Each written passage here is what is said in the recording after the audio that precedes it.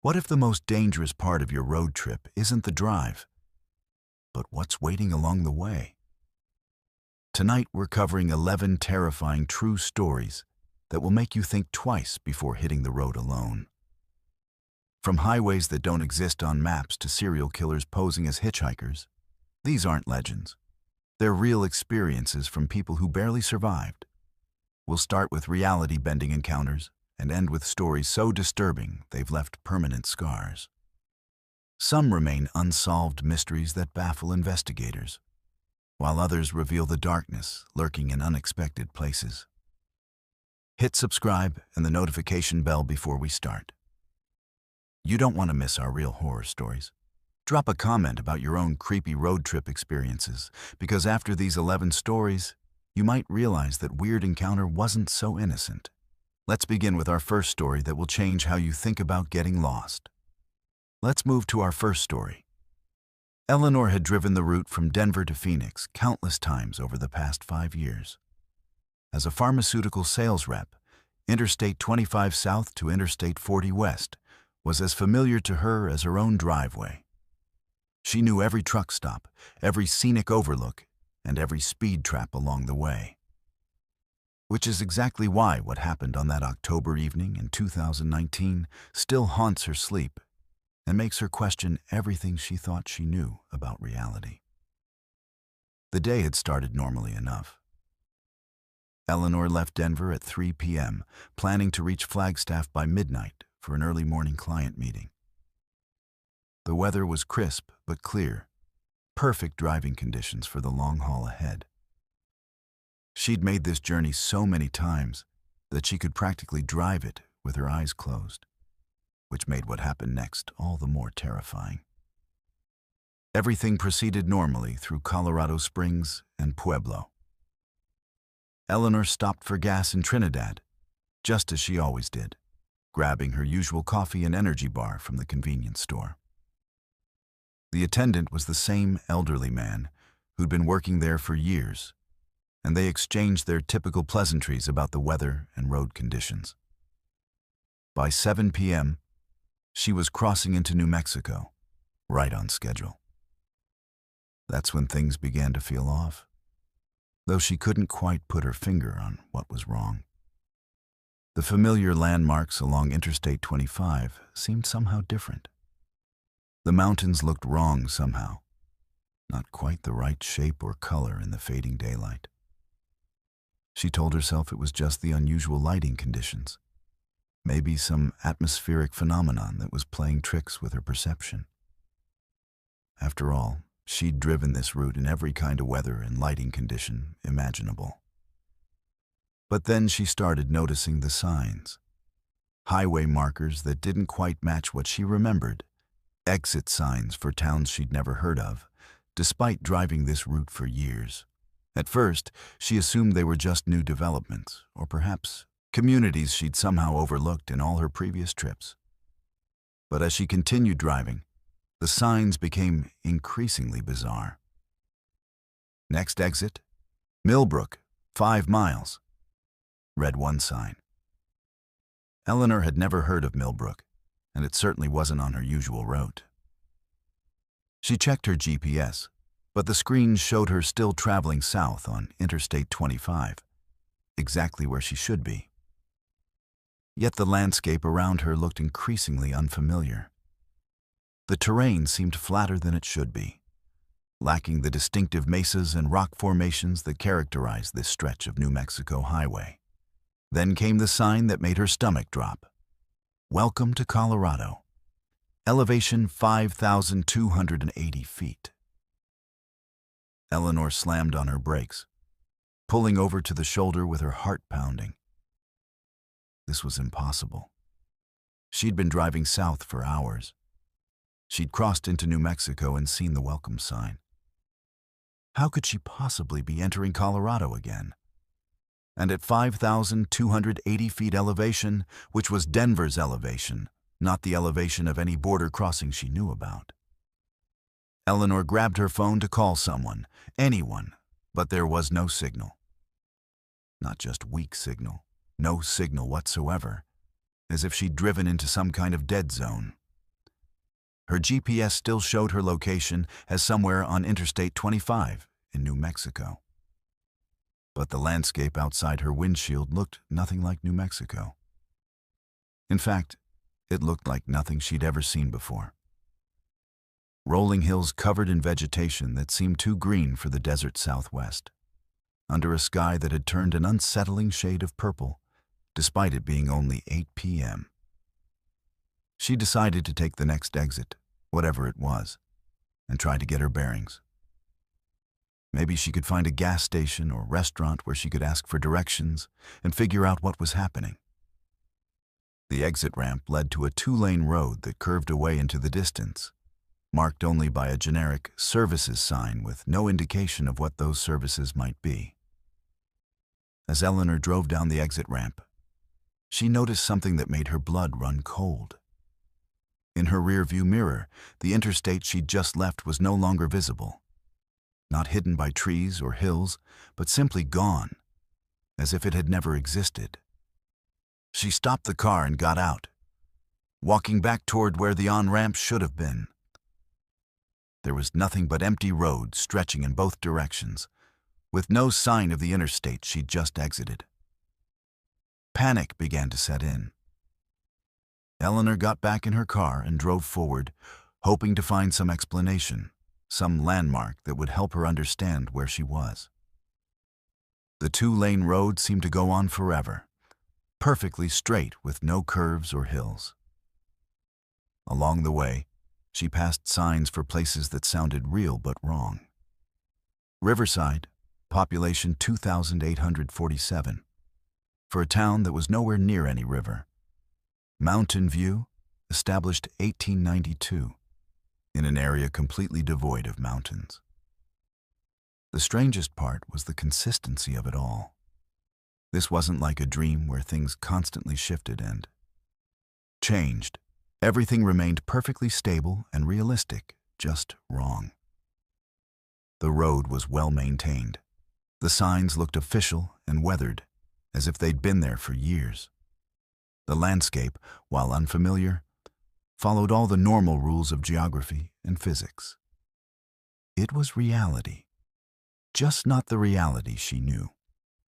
After what felt like hours of driving, Eleanor began to notice that she was passing the same landmarks repeatedly. A distinctive red barn, a cluster of 3 billboards advertising businesses she'd never heard of. A water tower painted with a design she couldn't quite make out in the darkness. At first, she thought they were just similar structures. But as she passed the red barn for the 4th time, she had to accept the impossible truth. She was driving in some kind of loop. The fuel gauge became her greatest source of anxiety. She'd filled up in Trinidad, but now the needle was approaching empty. In normal circumstances, she would have found a gas station hours ago. But there were no gas stations here, no services of any kind, despite the signs promising them. Just the endless road, the repeating landmarks, and the growing certainty that she was trapped in something that shouldn't exist. Eleanor tried everything she could think of. She attempted to turn around and drive back the way she'd come, but the road behind her looked identical to the road ahead. She tried taking what appeared to be side roads, but they all led back to the main road within a few hundred yards. She even tried driving off-road, but her car would inexplicably steer itself back onto the pavement, no matter how hard she fought the wheel. The most disturbing part was the time.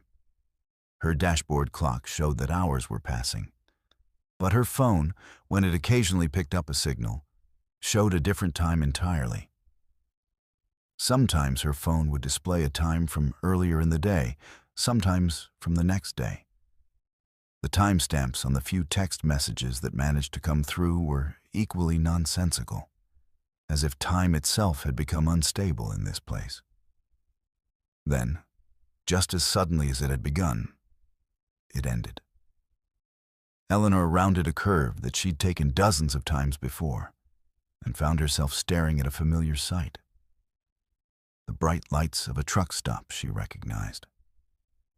The GPS coordinates on her phone showed her exact location on Interstate 40 in Arizona, roughly 200 miles west of where she'd taken that impossible exit. According to her phone, it was 2:30 a.m., meaning she'd been driving for over 6 hours since her last clear memory.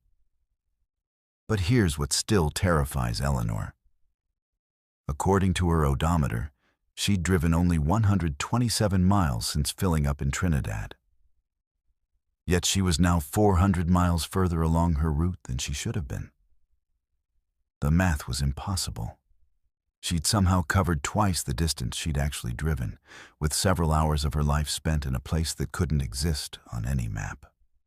Eleanor never reported the incident to authorities. Who would believe such a story? Instead, she spent the years since trying to research similar experiences, finding scattered accounts online from other drivers who describe eerily similar encounters with impossible roads and lost time. She's learned that these stories are more common than most people realize, hidden away in the corners of the internet where people share experiences they know sound insane. To this day, Eleanor still makes the drive from Denver to Phoenix for work.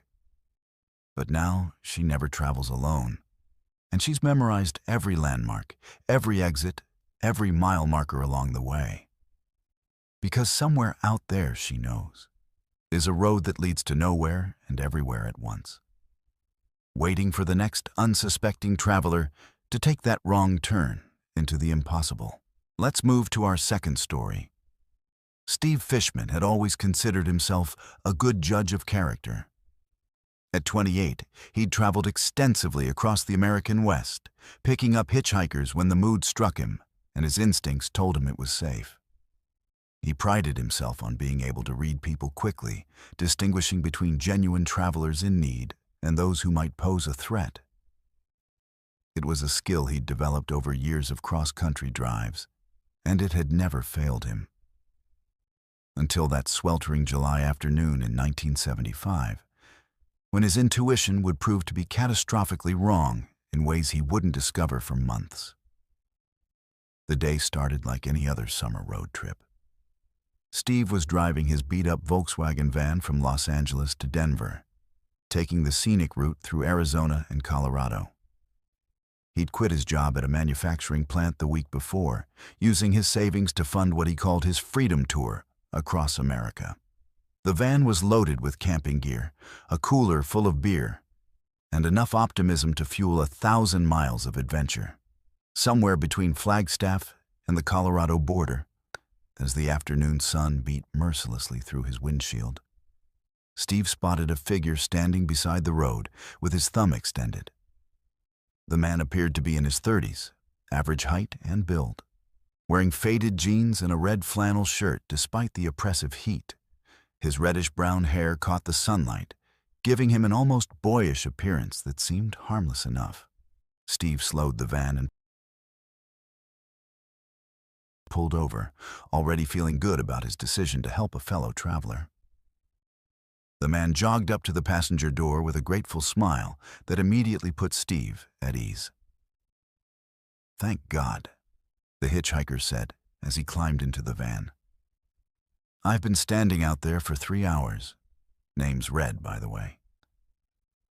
Red settled into the passenger seat with practiced ease, suggesting he was an experienced hitchhiker. He was polite, soft-spoken, and genuinely appreciative of the ride. As they pulled back onto the highway, Red explained that his car had broken down about 50 miles back, and he was trying to get to Colorado Springs to stay with a friend while he figured out his next move. The story was plausible, delivered without any of the nervousness or over-explanation that Steve had learned to associate with people who weren't being truthful. What struck Steve most about Red was how normal he seemed. Not just normal, but actually pleasant company. Red had an easy way of making conversation without being intrusive or overly personal. He asked thoughtful questions about Steve's travels, shared interesting observations about the landscape they were passing through, and even had a good sense of humor. When Steve mentioned he was a bit hungry, Red offered to share some snacks he'd bought at the last truck stop, pulling out packages of crackers and beef jerky from a well-worn backpack. As the miles rolled by, Steve found himself genuinely enjoying Red's company. The hitchhikers seemed well-read and had apparently traveled extensively throughout the western United States.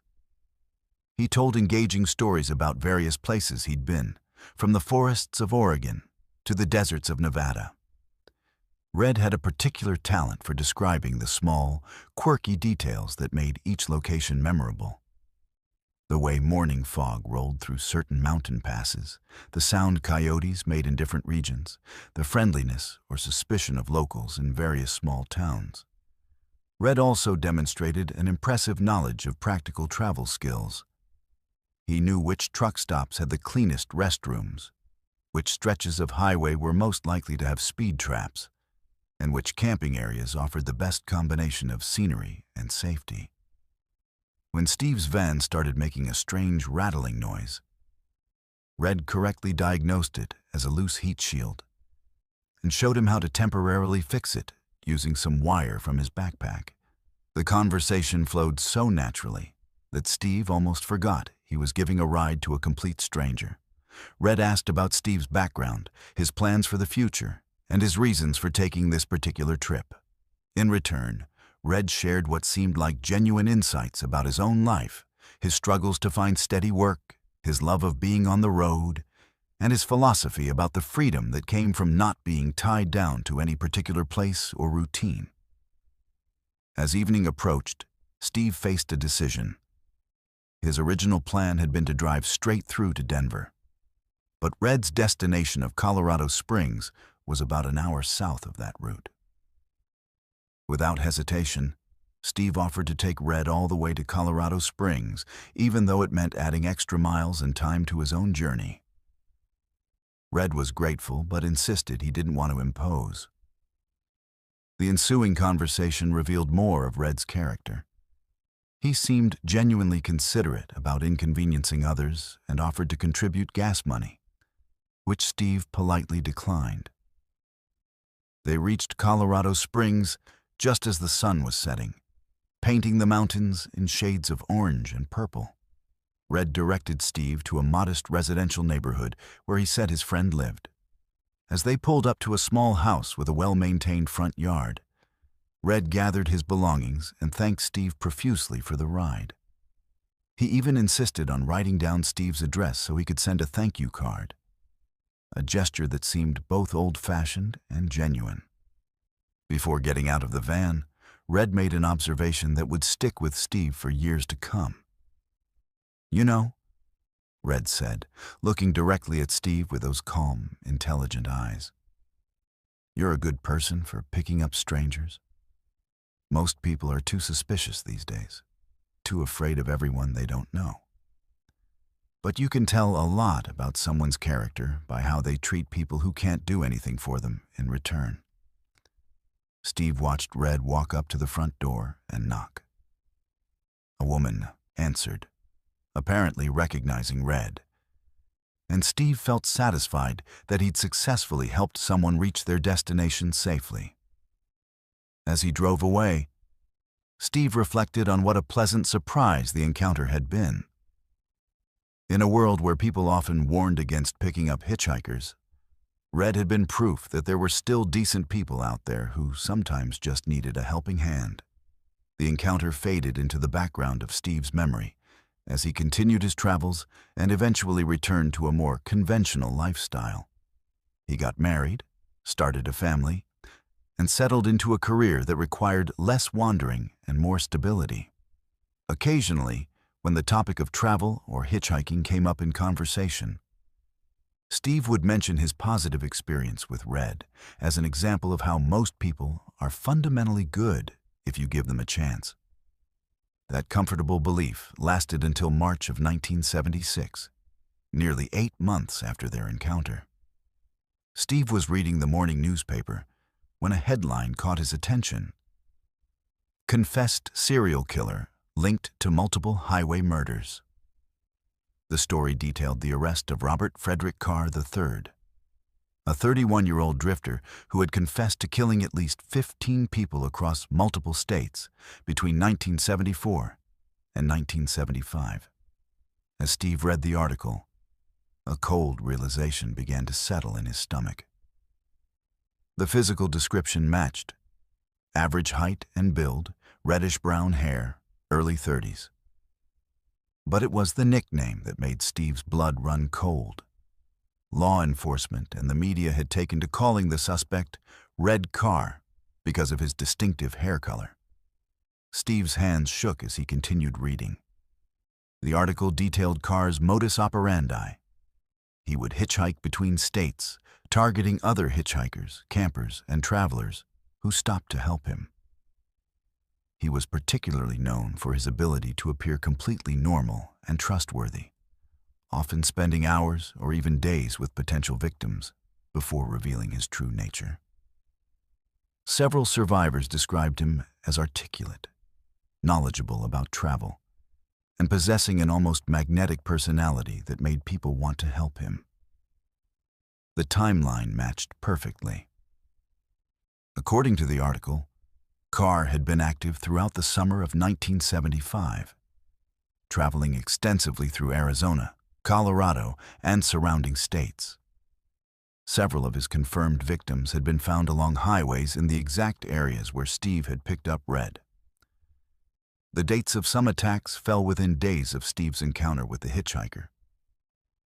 But perhaps most chilling of all was a detail buried deep in the article. One investigator noted that Carr seemed to take particular pleasure in psychological manipulation, sometimes spending extended periods with people who could have become victims, apparently enjoying the power of knowing he could kill them at any moment, while they remained completely unaware of the danger they were in. Steve realized with growing horror that he had spent nearly 6 hours alone in a confined space with one of America's most prolific serial killers. Red, Robert Frederick Carr III, had sat inches away from him, making pleasant conversation and sharing snacks while presumably deciding whether or not to add Steve to his list of victims. Every laugh they had shared, every thoughtful observation Red had made, every moment of apparent human connection had been occurring, while a calculating predator evaluated Steve as potential prey. The knowledge that Red had specifically commented on Steve's trusting nature took on a sinister new meaning. Had it been a warning, a private joke, or simply the musings of someone who understood exactly how his victims' compassion and willingness to help strangers had made them vulnerable to him? Steve never learned why Red had chosen not to kill him that day. Perhaps Steve's change of route to Colorado Springs had disrupted whatever plan Red might have had. Perhaps Red had decided that Steve's van was too distinctive and memorable for a clean getaway. Or perhaps, most disturbingly, Red had simply been in a good mood and decided to spare Steve's life on a whim. The revelation fundamentally changed how Steve viewed human nature and his own judgment. He had prided himself on being able to read people, yet he had spent hours in the company of a serial killer without sensing any danger whatsoever. Red had been everything Steve thought a trustworthy person should be: polite, considerate, intelligent, and grateful. The realization that such apparent normalcy could mask such profound evil left Steve questioning every assumption he'd ever made about his ability to assess people. For years afterward, Steve would wake up in cold sweats, remembering moments from that drive with new understanding. Red's knowledge of remote camping areas and truck stop routines now seemed like the professional expertise of a predator. His philosophical comments about trust and human nature felt like the musings of someone who had extensively studied and exploited those very qualities in his victims. Steve never picked up another hitchhiker again. Let's move to our third story. Mark Tromp had built what most people would consider the perfect life. At 51, he owned a successful berry farm in Sylvan, Victoria, spanning over 400 acres of prime agricultural land about an hour east of Melbourne.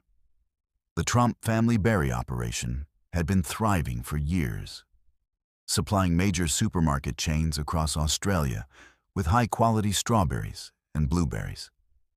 Mark worked the land alongside his wife Jacoba, 53, and their 3 adult children, Mitchell, 25, Ella, 22, and Rihanna, 29. To their neighbors and business associates, the Trumps appeared to be a close-knit, hard-working family, living the Australian dream. But beneath the surface of this idyllic existence, something had begun to go terribly wrong in the months leading up to August 2016. Mark had started expressing concerns to family members about being watched and monitored. Initially, these worries seemed relatively minor. Complaints about feeling like their phones were being tapped or that strangers were asking too many questions about their business operations. Jacoba and the children attributed these concerns to stress from running a large agricultural operation during a particularly challenging growing season. However, Mark's paranoia began to escalate dramatically throughout July and early August. He became convinced that their property was under surveillance by unknown entities, possibly government agencies or criminal organizations. He started checking and rechecking locks, insisting that family members avoid using their cell phones, and expressing beliefs that their internet activity was being monitored. What alarmed the family most was how these concerns seemed to be spreading to other family members, particularly Jacoba, who began echoing Mark's fears about being watched and followed. The situation reached a critical point on August 29, 2016, when Mark made an announcement that would shatter his family's world forever. He declared that they needed to leave their property immediately, abandoning everything they had worked for decades to build. Mark was convinced that staying at the farm posed an imminent threat to their safety, though he could never articulate exactly what that threat was or who might be behind it. Most disturbing of all, he insisted that they could not take any electronic devices with them. No cell phones, no GPS units, no credit cards that could be traced. What happened next defied all logic and understanding. Despite having no concrete evidence of any actual threat, the entire Trump family agreed to abandon their successful business and comfortable life to embark on what Mark described as a necessary escape. On the morning of August 30th, 2016, all 5 family members climbed into their silver Peugeot sedan, leaving behind their home, their farm, their employees, and any means of electronic communication or navigation. The family's initial destination appeared to be northern New South Wales, though Mark's planning seemed haphazard and paranoid. He had withdrawn a significant amount of cash before their departure, apparently believing that using credit cards would allow whoever was supposedly tracking them to locate their position. Jacoba had packed only essential items, and the adult children brought minimal belongings, as if they genuinely believed they might never return home. The journey began ominously. Mark, who was driving, seemed increasingly agitated as they traveled north from Victoria into New South Wales. He frequently checked his mirrors, convinced they were being followed, and took unexpected detours that added hours to their travel time.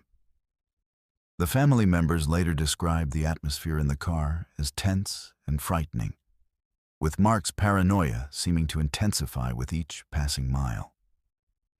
By the time they reached Bathurst, New South Wales, approximately 200 kilometers west of Sydney, the psychological pressure had reached a breaking point. Jacoba, who had been supporting her husband's fears throughout the journey, suddenly experienced what can only be described as a complete mental breakdown. Without warning, she exited the vehicle and began running through the streets of Bathurst in a state of obvious distress and confusion. Local residents found Jacoba wandering aimlessly, unable to explain who she was or why she was there. She appeared disoriented and terrified, speaking incoherently about threats and dangers that only she could perceive. Concerned citizens contacted local police, who quickly determined that Jacoba was experiencing some form of psychological crisis. She was taken to Bathurst Hospital for evaluation and treatment, becoming the first family member to be separated from the group. Meanwhile, Mark and the 3 adult children continued their journey without Jacoba, though her departure seemed to accelerate the psychological deterioration of the remaining family members. Mitchell, the youngest son, later described feeling trapped between his desire to help his obviously distressed father and his growing realization that their situation was spiraling completely out of control. The next family member to separate from the group was Mitchell himself. Somewhere between Bathurst and their next destination, Mitchell made the difficult decision to abandon the family's increasingly irrational journey. Unlike his mother's dramatic breakdown, Mitchell's departure was more calculated. He managed to contact friends who could help him, and he eventually made his way back toward Melbourne, though he would later require professional counseling to process the trauma of witnessing his family's psychological disintegration. This left Mark with his 2 daughters, Ella and Rihanna, continuing what had become an increasingly desperate and directionless flight from imaginary pursuers. Mark's driving became more erratic as his paranoia reached new heights. He was convinced that every vehicle behind them was part of an elaborate surveillance operation, and he began taking increasingly remote routes through rural areas of New South Wales in an attempt to avoid detection. The psychological contagion that had infected the family reached its most disturbing manifestation in Rihanna, Mark's eldest daughter. As they continued their journey, Rihanna began exhibiting signs of severe dissociation and reality distortion that surpassed even her father's paranoid delusions. She started expressing beliefs that she was no longer herself, that her identity had somehow been compromised or stolen by the same forces her father believed were pursuing them. The situation became critical when they reached the town of Yass, approximately 280 kilometers southwest of Sydney. Rihanna's psychological state had deteriorated to the point where she could no longer distinguish between her internal fears and external reality. In a moment that would haunt the family forever, Rihanna suddenly exited the vehicle and began running toward a nearby train station, apparently believing that boarding a train would somehow help her escape from whatever psychological prison she found herself trapped within. Tragically, Rihanna was struck and killed by a truck as she ran toward the railway station. Her death represented the ultimate consequence of the mass psychological breakdown that had consumed the Trump family, transforming a successful farming family's inexplicable paranoia into a devastating tragedy that would leave permanent scars on all the survivors. Mark and Ella, now reduced to just the 2 of them, were found by police later that day in a state of severe psychological distress.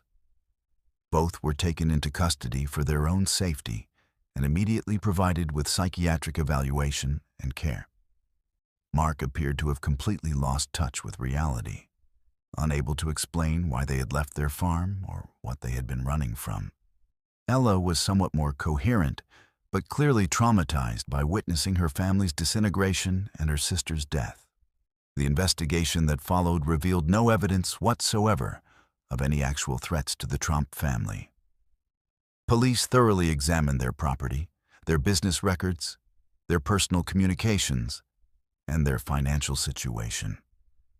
No surveillance equipment was found on their property. No threatening communications were discovered. No criminal organizations or government agencies had any interest in the family. Their business was financially stable and legally compliant. There was simply no rational explanation for the fears that had driven them to abandon everything and embark on their tragic journey. Mental health professionals who evaluated the surviving family members diagnosed what appeared to be a case of shared psychotic disorder, also known as folie à deux, though in this case, affecting multiple family members simultaneously. This rare condition occurs when delusions and paranoid beliefs spread from one person to others in close contact with them, particularly within families or other tightly connected groups. The stress of running a demanding agricultural business, combined with Mark's underlying psychological vulnerabilities, appeared to have triggered an initial paranoid episode that then infected other family members through their close emotional bonds and daily interactions. The Trump family tragedy became a case study in how mental illness can spread through family systems and how shared delusions can lead to catastrophic real-world consequences. Mitchell, who had separated from the family early in their journey, required months of therapy to process his guilt over not being able to prevent the tragedy. Ella needed even more extensive treatment to recover from the trauma of witnessing her family's breakdown and her sister's death. Mark spent considerable time in psychiatric care before gradually recovering enough to understand the magnitude of what had occurred. Jacoba, who had been the first to be hospitalized, eventually recovered her mental stability, but was left to grapple with the devastating loss of her daughter and the destruction of her family. The Berry farm, once a source of pride and prosperity, was eventually sold, as the family could never return to the place where their shared delusions had first taken root.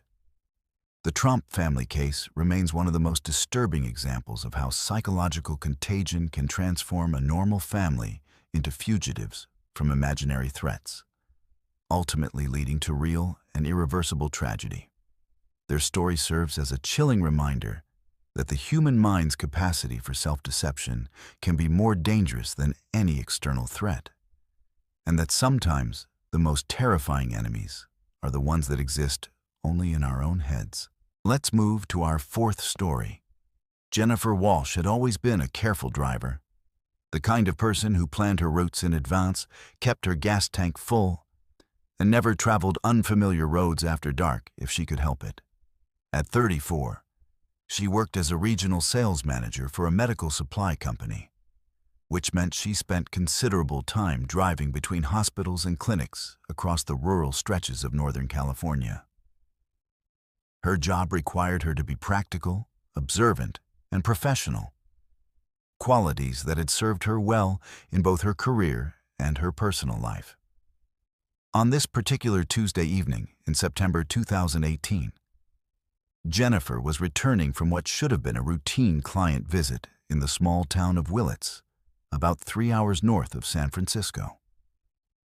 She had planned to complete the drive back to her home in Petaluma during daylight hours. But her final appointment had run longer than expected when the hospital administrator insisted on a detailed walkthrough of their new cardiac wing. By the time she finished her presentation and loaded her sample cases back into her Honda Accord, the sun was already setting behind the coastal mountains. Jennifer faced a choice that many solo travelers, particularly women, have to make. Take the faster but more isolated route through the backwoods, or stick to the main highways despite the significantly longer drive time. Highway 101 would add nearly an hour to her journey, but it offered the safety of consistent traffic, well-lit truck stops, and cell phone coverage. The back roads through the Anderson Valley would cut her travel time substantially, but they wound through miles of uninhabited forest, where a breakdown could leave her stranded until morning. Fatigue made the decision for her. Jennifer had started her day with a 6 a.m. client meeting in Eureka, followed by appointments in 3 different towns. She'd been on the road for over 10 hours, surviving on convenience store coffee and energy bars. The thought of adding another hour to her drive felt overwhelming, especially since she had an early morning meeting scheduled in San Rafael the next day. Against her better judgment, Jennifer decided to take the shortcut through the mountains. The route began innocuously enough. State Route 253 west from Ukiah was a well-maintained 2-lane highway that connected several small communities in the Anderson Valley. Jennifer had driven this road before during daylight hours and remembered it as scenic but unremarkable, winding through redwood forests and past the occasional vineyard or rural homestead. With her headlights cutting through the growing darkness, she settled into the rhythm of mountain driving, taking the curves at a cautious speed while staying alert for deer or other wildlife that might wander into the roadway. For the first 45 minutes, everything proceeded normally. Jennifer passed through the tiny communities of Boonville and Philo, their few streetlights providing brief reassurance before she returned to the isolated darkness of the forest road. Her phone showed 2 bars of signal strength, enough for emergency use if needed. The fuel gauge indicated she had plenty of gas to reach Petaluma, and her car was running smoothly despite the demanding mountain terrain. It was just after 9 p.m. when Jennifer noticed headlights approaching from behind. In itself, this wasn't unusual. Other travelers used this route, and she'd already passed several vehicles heading in the opposite direction. What caught her attention was how quickly the vehicle was gaining on her. Jennifer was driving at a reasonable speed for the conditions, perhaps 5 miles per hour below the posted limit, to account for the darkness and unfamiliar curves. The approaching vehicle seemed to be traveling much faster, its headlights growing larger in her rearview mirror with alarming speed. Jennifer's first instinct was to slow down and move as far right as possible to allow the other driver to pass safely. She assumed it was probably a local resident who knew the road well and was comfortable driving faster than a cautious, out-of-town visitor. As she reduced her speed and hugged the right edge of the roadway, she expected to see the other vehicle swing into the left lane and overtake her at the next safe opportunity. Instead, the vehicle slowed to match her reduced speed, maintaining its position directly behind her. Jennifer could see in her mirrors that it appeared to be a pickup truck or SUV, riding high enough that its headlights were nearly at the level of her rear window. The lights were bright, possibly modified with aftermarket bulbs that seemed designed to blind following drivers. What disturbed Jennifer most was the deliberate nature of the vehicle's behavior. It was clearly capable of passing her, but the driver seemed to be choosing to stay behind her instead. Jennifer tried to rationalize the situation. Perhaps the other driver was also unfamiliar with the road and was using her car as a guide through the difficult terrain. Maybe they were being cautious about passing on the winding mountain highway and were waiting for a longer straight stretch. She told herself that she was probably overreacting, letting her fatigue and the isolated setting fuel unnecessary anxiety about what was likely an innocent coincidence. But as the miles passed, Jennifer's unease continued to grow. The vehicle behind her maintained an uncomfortably close following distance, never more than a few car lengths away, despite the challenging driving conditions. When Jennifer slowed for particularly sharp curves, the other driver slowed as well. When she accelerated on straight stretches, the vehicle behind her matched her speed perfectly. Most unnervingly, the truck made no attempt to pass, even when they encountered long, straight sections of highway with clear visibility and no oncoming traffic. Jennifer tried several subtle tests to gauge the other driver's intentions. She deliberately reduced her speed to well below the limit, hoping the other driver would become impatient and pass her. Instead, the truck slowed to match her pace.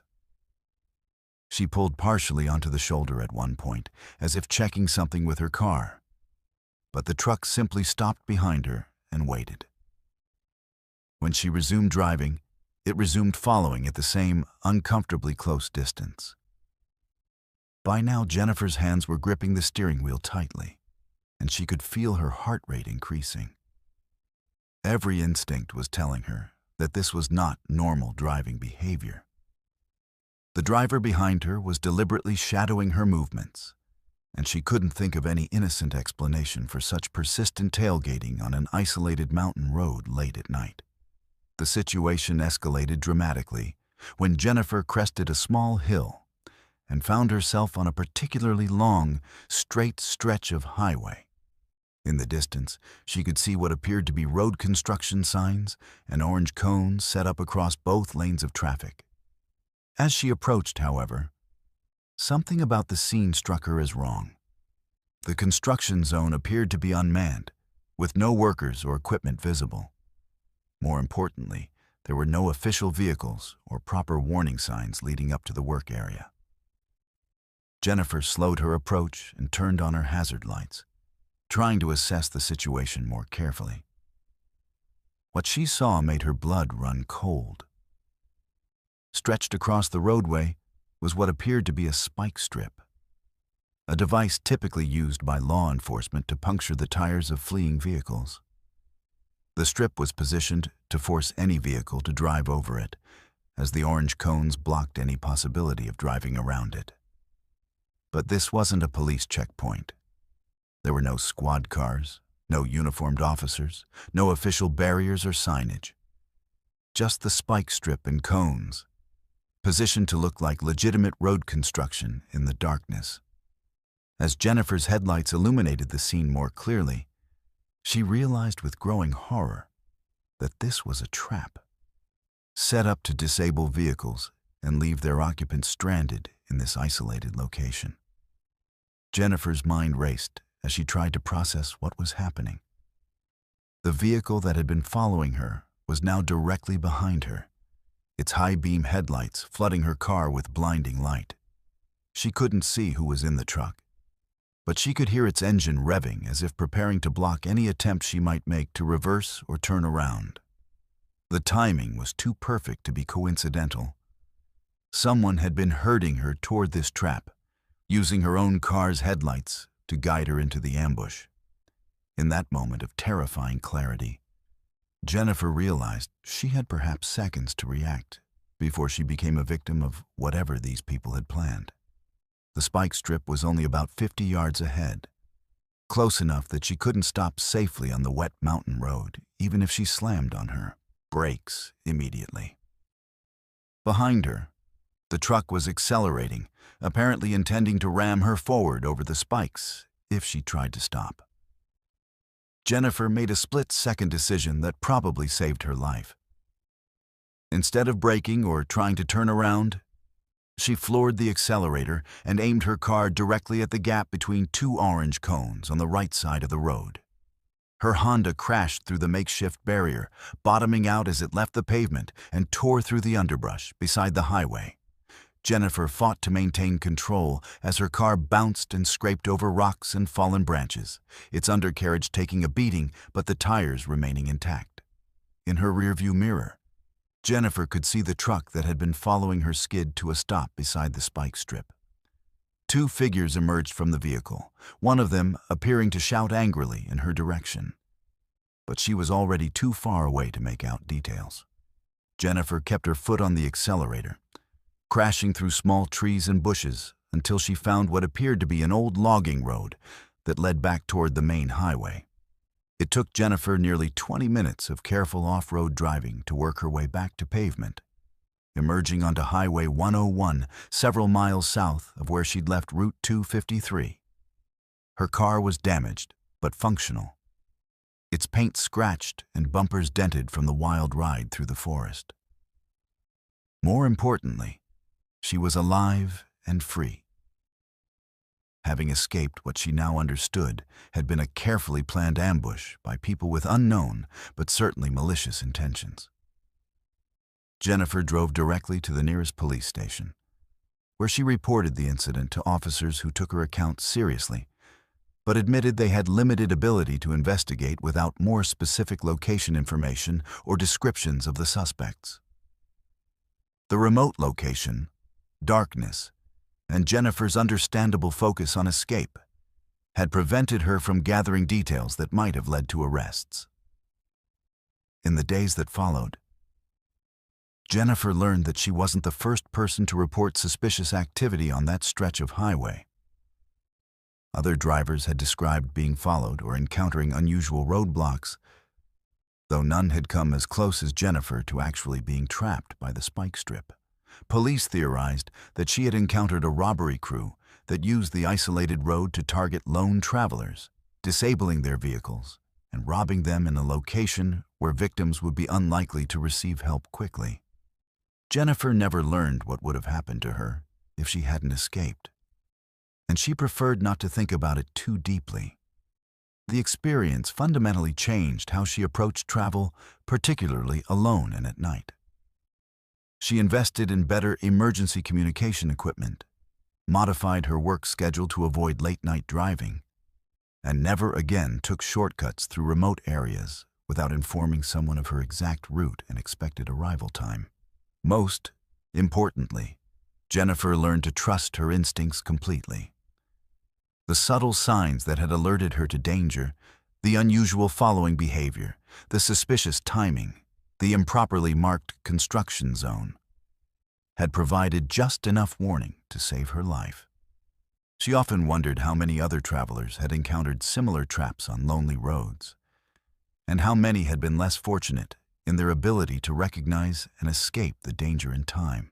Let's move to our fifth story. Hazel had driven through 3 states in 12 hours, pushing herself beyond her normal limits in an effort to reach her sister's wedding in Phoenix before the rehearsal dinner. What should have been a straightforward 8-hour drive from her home in Denver had been complicated by unexpected construction delays, a minor fender bender that required a 2-hour wait for police reports, and her own stubborn refusal to stop for proper rest breaks. By 5 a.m., exhaustion was making her eyelids heavy, and she knew she had no choice but to pull over for at least a short break before continuing the final stretch to Arizona. The rest stop she chose appeared unremarkable in the pre-dawn darkness. A standard state facility with the usual concrete building housing restrooms and vending machines, surrounded by a few picnic tables and a small parking area. At this early hour, the place was completely deserted, which Hazel actually preferred. She'd always felt slightly uncomfortable at crowded rest stops, particularly as a woman traveling alone, and the solitude meant she could stretch her legs and use the facilities without having to interact with strangers or worry about her safety. Hazel pulled her silver Camry into a parking space near the restroom building and sat for a moment, letting the engine idle while she gathered her things. The silence was profound. No traffic noise from the interstate, no sounds of other travelers, just the quiet hum of her car's engine and the distant chirping of early morning birds. She checked her phone and saw that she had about 2 hours of driving left before reaching Phoenix, which meant she could afford a 10-minute break to splash water on her face and grab a coffee from the vending machine. As she stepped out of her car, Hazel felt the cool desert air against her skin, a welcome relief after hours in the stuffy interior of her vehicle. She locked the car out of habit, though it seemed unnecessary in such an isolated location, and walked toward the restroom building. The motion sensor lights flickered on as she approached, illuminating the concrete structure and casting harsh shadows that made the empty parking area look even more desolate. The women's restroom was exactly what she expected. Institutional tile floors, fluorescent lighting, and the antiseptic smell of industrial cleaning products mixed with the underlying mustiness that seemed to permeate all public facilities. Hazel was relieved to find it relatively clean and well-maintained, though the harsh lighting made her look pale and exhausted in the mirror above the sinks. She splashed cold water on her face, ran wet fingers through her hair, and took a moment to stretch her back, which ached from the long hours of driving. It was as she was preparing to leave the restroom that Hazel first noticed something was wrong. Through the small ventilation window near the ceiling, she caught a glimpse of movement in the parking area outside. Someone was crouched beside her car, though from her angle inside the restroom, she couldn't see exactly what they were doing. Her initial thought was that perhaps another traveler had arrived and was having car trouble. But something about the furtive way the figure was moving made her hesitate. Hazel pressed herself against the wall beneath the window and tried to get a better view without exposing herself. What she saw made her stomach drop with fear. A man in dark clothing was lying on his back, apparently sliding himself underneath her car. This wasn't someone seeking help or dealing with their own vehicle problems. This was someone deliberately hiding beneath her car, positioning himself where she wouldn't be able to see him when she returned. The implications hit Hazel immediately. When she walked back to her car, the man would be directly beneath it, probably intending to grab her ankles or legs when she approached the driver's door. Even if his intentions weren't immediately violent, being pulled to the ground in this isolated location would leave her completely vulnerable to whatever he had planned. The calculated nature of his positioning suggested this wasn't a random encounter. He had specifically chosen her car and was lying in wait like a predator. Hazel's hands began to shake as she realized the full scope of her predicament. She was alone at a deserted rest stop in the middle of nowhere, with no other travelers around to help her. Her car keys were in her pocket, but reaching her vehicle would require walking directly over the spot where the man was hiding. Even if she ran toward her car, he would have the advantage of surprise and could easily grab her before she could unlock the door and get inside. Her first instinct was to call for help, but when she pulled out her phone, she discovered she had no cell signal. The remote location that had seemed peaceful just minutes earlier was now a trap, cutting her off from any possibility of summoning assistance. She was completely on her own, with a predator waiting just outside and no way to escape without confronting him directly. Hazel forced herself to think rationally, despite the panic flooding her system. She couldn't stay in the restroom forever. Eventually, the man would realize she wasn't coming out and might decide to come looking for her. The building had only one entrance, which meant he could easily trap her inside if he chose to. Her only advantage was that he probably didn't know she had spotted him, which might give her a brief element of surprise if she could figure out how to use it. After several minutes of agonizing indecision, Hazel heard the sound that turned her fear into absolute terror. The heavy outer door of the restroom building creaked open, followed by footsteps echoing off the tile walls. Someone had entered the building, and given the circumstances, she had no reason to believe it was anyone other than the man who had been hiding under her car. "Hello?" a male voice called out, the tone artificially friendly in a way that made Hazel's skin crawl. "Is anyone in here? I saw a car outside and wanted to make sure everything was okay." Hazel remained perfectly silent, pressing herself against the wall in the corner of the restroom that was furthest from the entrance. The voice had an oily quality that suggested its owner was enjoying this game of cat and mouse. He knew she was in here. Her car was parked directly outside, and there was nowhere else she could have gone. But he was pretending to be a concerned Good Samaritan rather than acknowledging his predatory behavior. The footsteps moved closer, and Hazel could hear the man systematically checking each stall in the restroom. The sound of stall doors being pushed open echoed through the tiled space, each one bringing him closer to her hiding spot. She realized with growing horror that there were only 6 stalls in the women's restroom, and he was methodically working his way down the line toward where she was trapped. "I know you're in here," the voice said, dropping the pretense of friendliness. "I saw you go in, and I didn't see you come out. There's no point in hiding. I'm not going anywhere until we have a chance to talk." Hazel watched in terror as a pair of men's boots appeared under the door of the stall next to where she was hiding. The man was now close enough that she could hear his breathing, and she realized he was probably looking under each stall door to locate her exact position. In a few seconds, he would reach her stall, and her hiding place would be discovered. Desperation gave Hazel a sudden burst of clarity. She realized that her only chance was to act before he could pin down her location.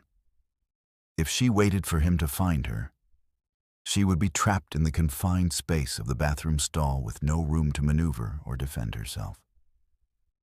But if she could catch him off guard while he was still searching, she might be able to push past him and reach the exit.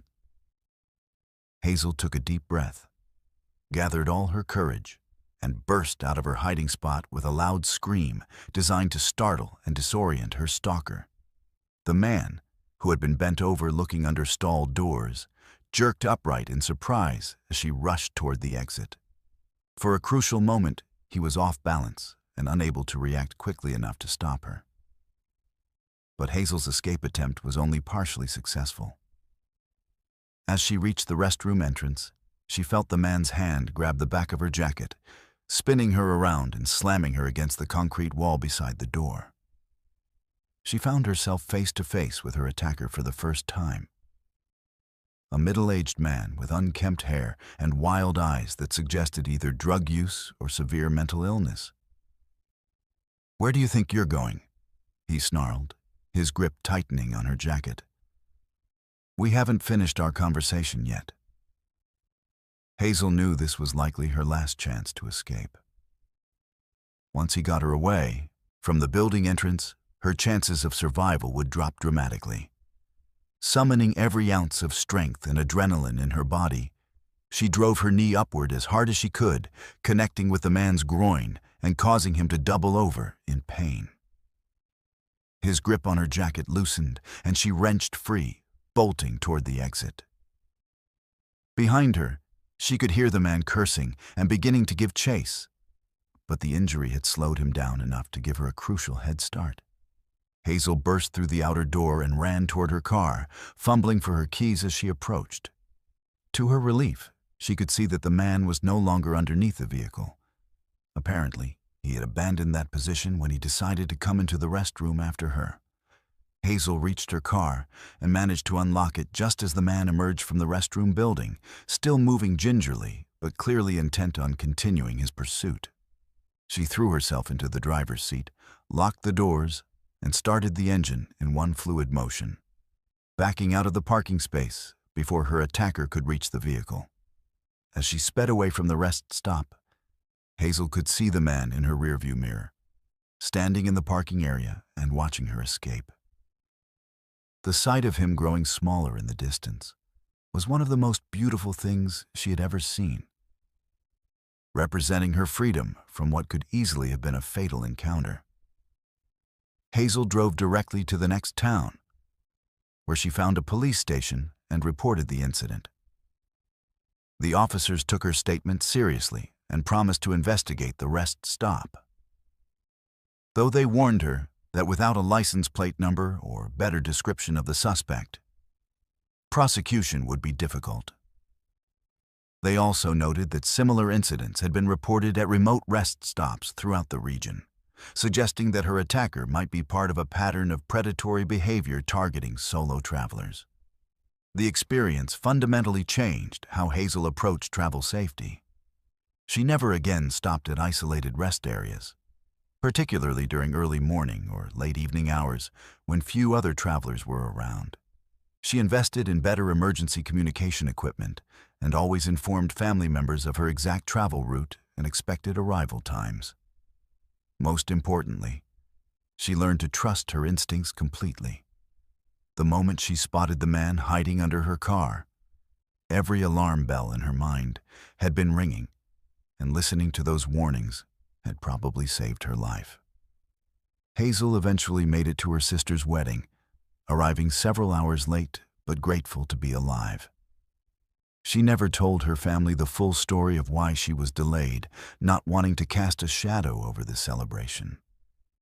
But she carried the memory of that terrifying encounter as a permanent reminder that predators often strike when their victims are most vulnerable. Tired, alone, and far from help. Her escape had been as much about quick thinking and determination as it had been about luck. And she knew that not every woman in a similar situation would be fortunate enough to get away. Let's move to our sixth story. James had been driving trucks for over 20 years, covering millions of miles across America's highways and seeing just about everything the road could throw at a professional driver. At 53, he'd navigated through blizzards that turned interstates into parking lots, survived encounters with aggressive motorists who seemed determined to play chicken with 18-wheelers, and witnessed accidents that would haunt his dreams for months afterward.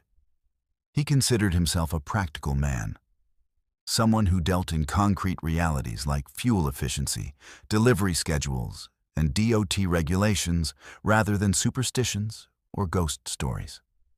Which is why what happened on Highway 87 in Arizona during the early morning hours of March 15, 2017, challenged everything James thought he knew about the rational, predictable world he'd spent decades navigating. It began as a routine haul from Phoenix to Flagstaff, carrying a load of construction equipment that needed to be delivered before the work crews arrived at 8 a.m. James had driven this route countless times, and Highway 87 through the Sonoran Desert was as familiar to him as his own driveway. The highway stretched ahead in a perfectly straight line for miles, cutting through landscape that seemed almost alien in its stark beauty. Towering saguaro cacti stood like silent sentinels against the star-filled sky, their arms raised in permanent surrender to the desert's harsh embrace. At 3:30 a.m., James was the only vehicle visible in either direction, which wasn't unusual for this stretch of road at this hour. The isolation was actually preferable. No four-wheelers weaving unpredictably between lanes, no construction zones to slow his progress. Just the steady rhythm of his diesel engine, and the hypnotic yellow lines disappearing beneath his headlights. James had installed a dash cam system 6 months earlier, partly for insurance purposes and partly because his company required all drivers to have video documentation of their routes. The camera captured everything through his windshield in high-definition detail, automatically saving footage whenever the truck's sensors detected unusual vibrations or sudden braking. It was a practical investment that James rarely thought about, simply part of the modern trucking industry's emphasis on documentation and liability protection. The first sign that something unusual was happening came at mile marker 247, about 30 miles south of Flagstaff. James noticed what appeared to be a person walking along the shoulder of the highway, moving in the same direction as his truck, but at the leisurely pace of someone out for an evening stroll rather than someone dealing with a roadside emergency. In itself, this wasn't entirely unprecedented. James had encountered stranded motorists, hitchhikers, and even the occasional drunk college student who'd wandered away from a party. But something about this figure struck him as odd, from the moment he spotted it in his headlights.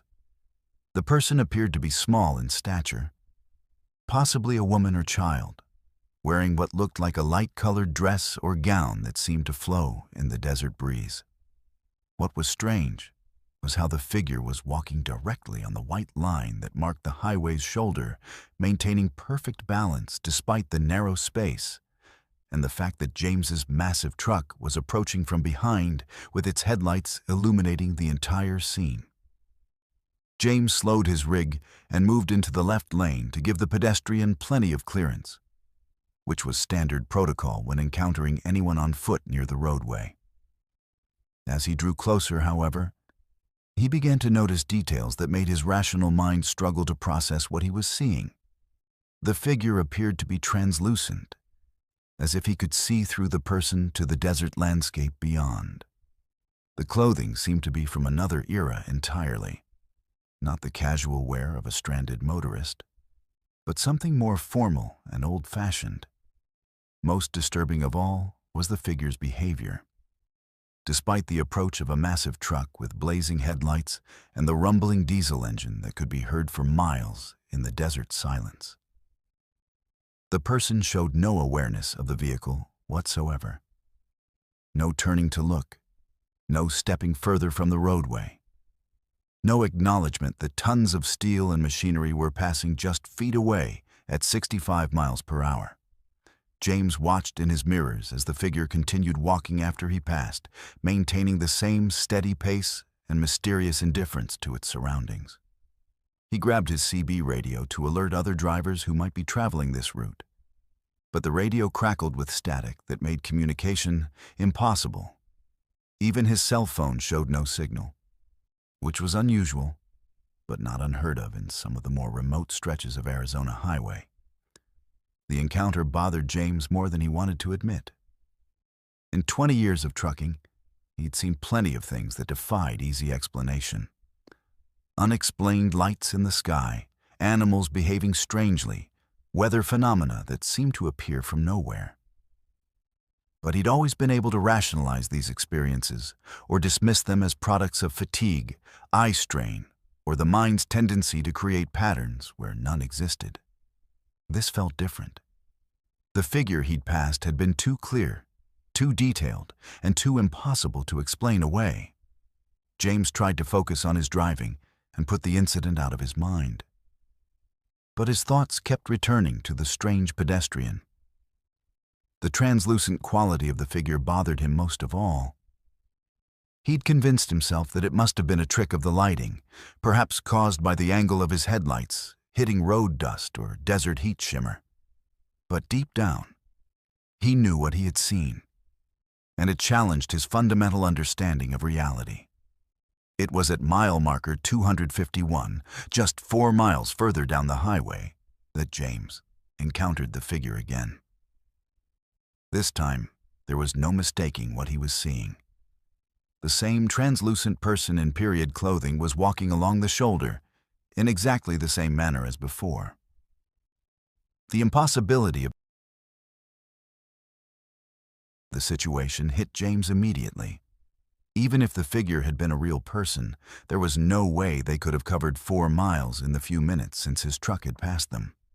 James pulled his rig over to the shoulder and stopped, leaving his hazard lights flashing while he tried to make sense of what was happening. He stepped out of his cab and looked back down the highway.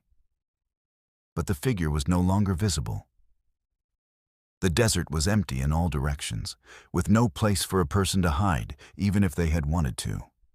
The silence was absolute, broken only by the ticking of his truck's cooling engine and the distant sound of wind moving through the saguaro cacti.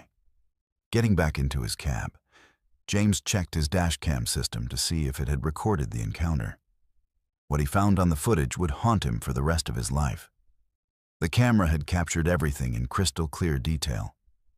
The translucent figure walking along the shoulder, the old-fashioned clothing, even the way the person seemed to glide rather than walk in a normal manner. But most disturbing of all was a detail James hadn't noticed while driving. The figure cast no shadow on the pavement, despite being illuminated by his truck's powerful headlights. The timestamp on the footage confirmed James's memory of the encounter, ruling out any possibility that fatigue or highway hypnosis had caused him to imagine or distort what he'd seen. The dashcam was a neutral electronic witness that had recorded something that shouldn't exist, something that challenged the basic laws of physics and human experience. James continued his drive to Flagstaff, but the remainder of the journey passed in a haze of confusion and unease. He delivered his load on schedule and completed the necessary paperwork, but his mind kept returning to the footage stored on his dashcam. Over the following days, he showed the video to other truckers, mechanics, and even his dispatcher, hoping someone could provide a rational explanation for what the camera had captured. The reactions were consistent and unsettling. Everyone who viewed the footage agreed that it showed something extraordinary and unexplainable. Some suggested technical glitches or optical illusions, but the clarity and consistency of the recording made such explanations seem inadequate. Others mentioned similar encounters they'd heard about from drivers who worked the Arizona routes, stories that had been dismissed as highway legends or the products of sleep-deprived minds.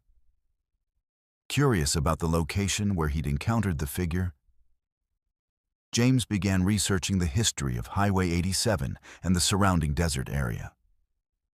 What he discovered added another layer of mystery to his experience. The stretch of highway where he'd seen the translucent figure pass through an area that had been the site of numerous fatal accidents over the years, many involving pedestrians who had wandered onto the roadway for reasons that were never fully explained. Local newspaper archives revealed accounts dating back decades of drivers reporting similar encounters. Translucent figures walking along the highway, always in the same general area, always displaying the same indifference to passing traffic.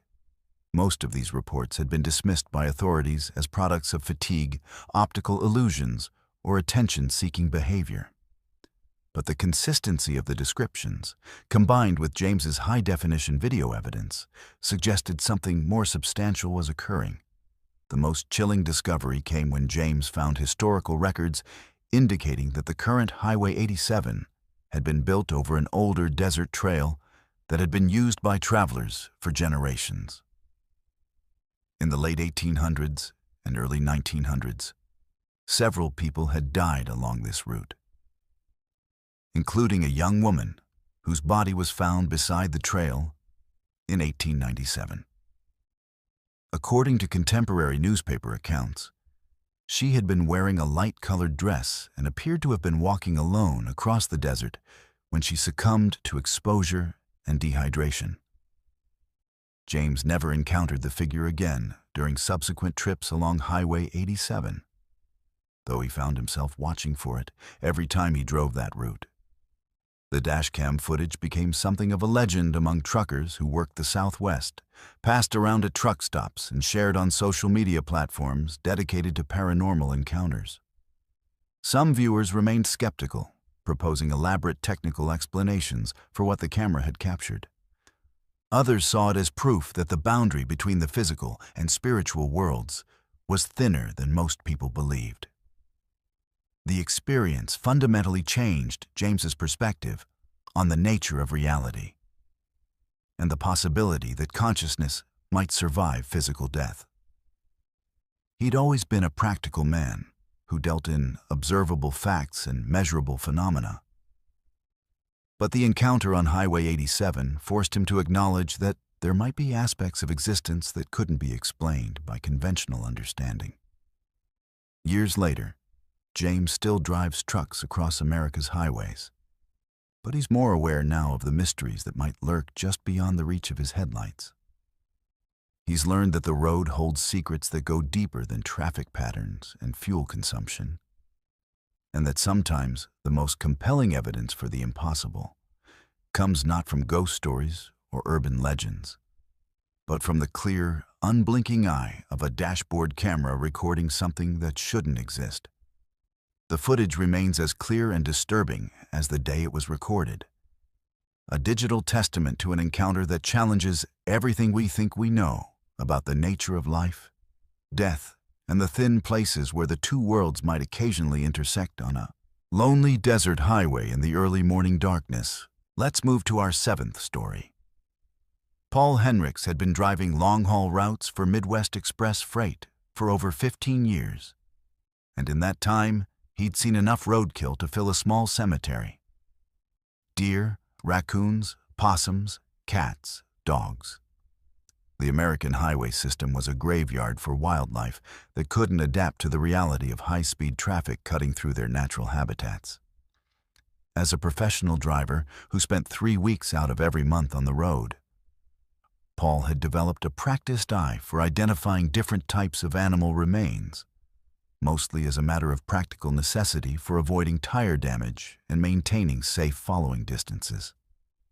It was this experience that made what he discovered on Interstate 90 near the Montana-North Dakota border so deeply disturbing.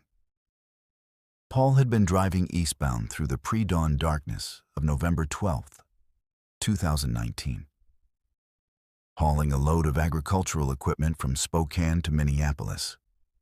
The weather was clear but cold, with temperatures hovering just above freezing and a light frost making the highway surfaces slippery enough to require extra caution. At approximately 4:45 a.m., Paul's headlights illuminated what appeared to be a large piece of roadkill about 200 yards ahead in the right lane.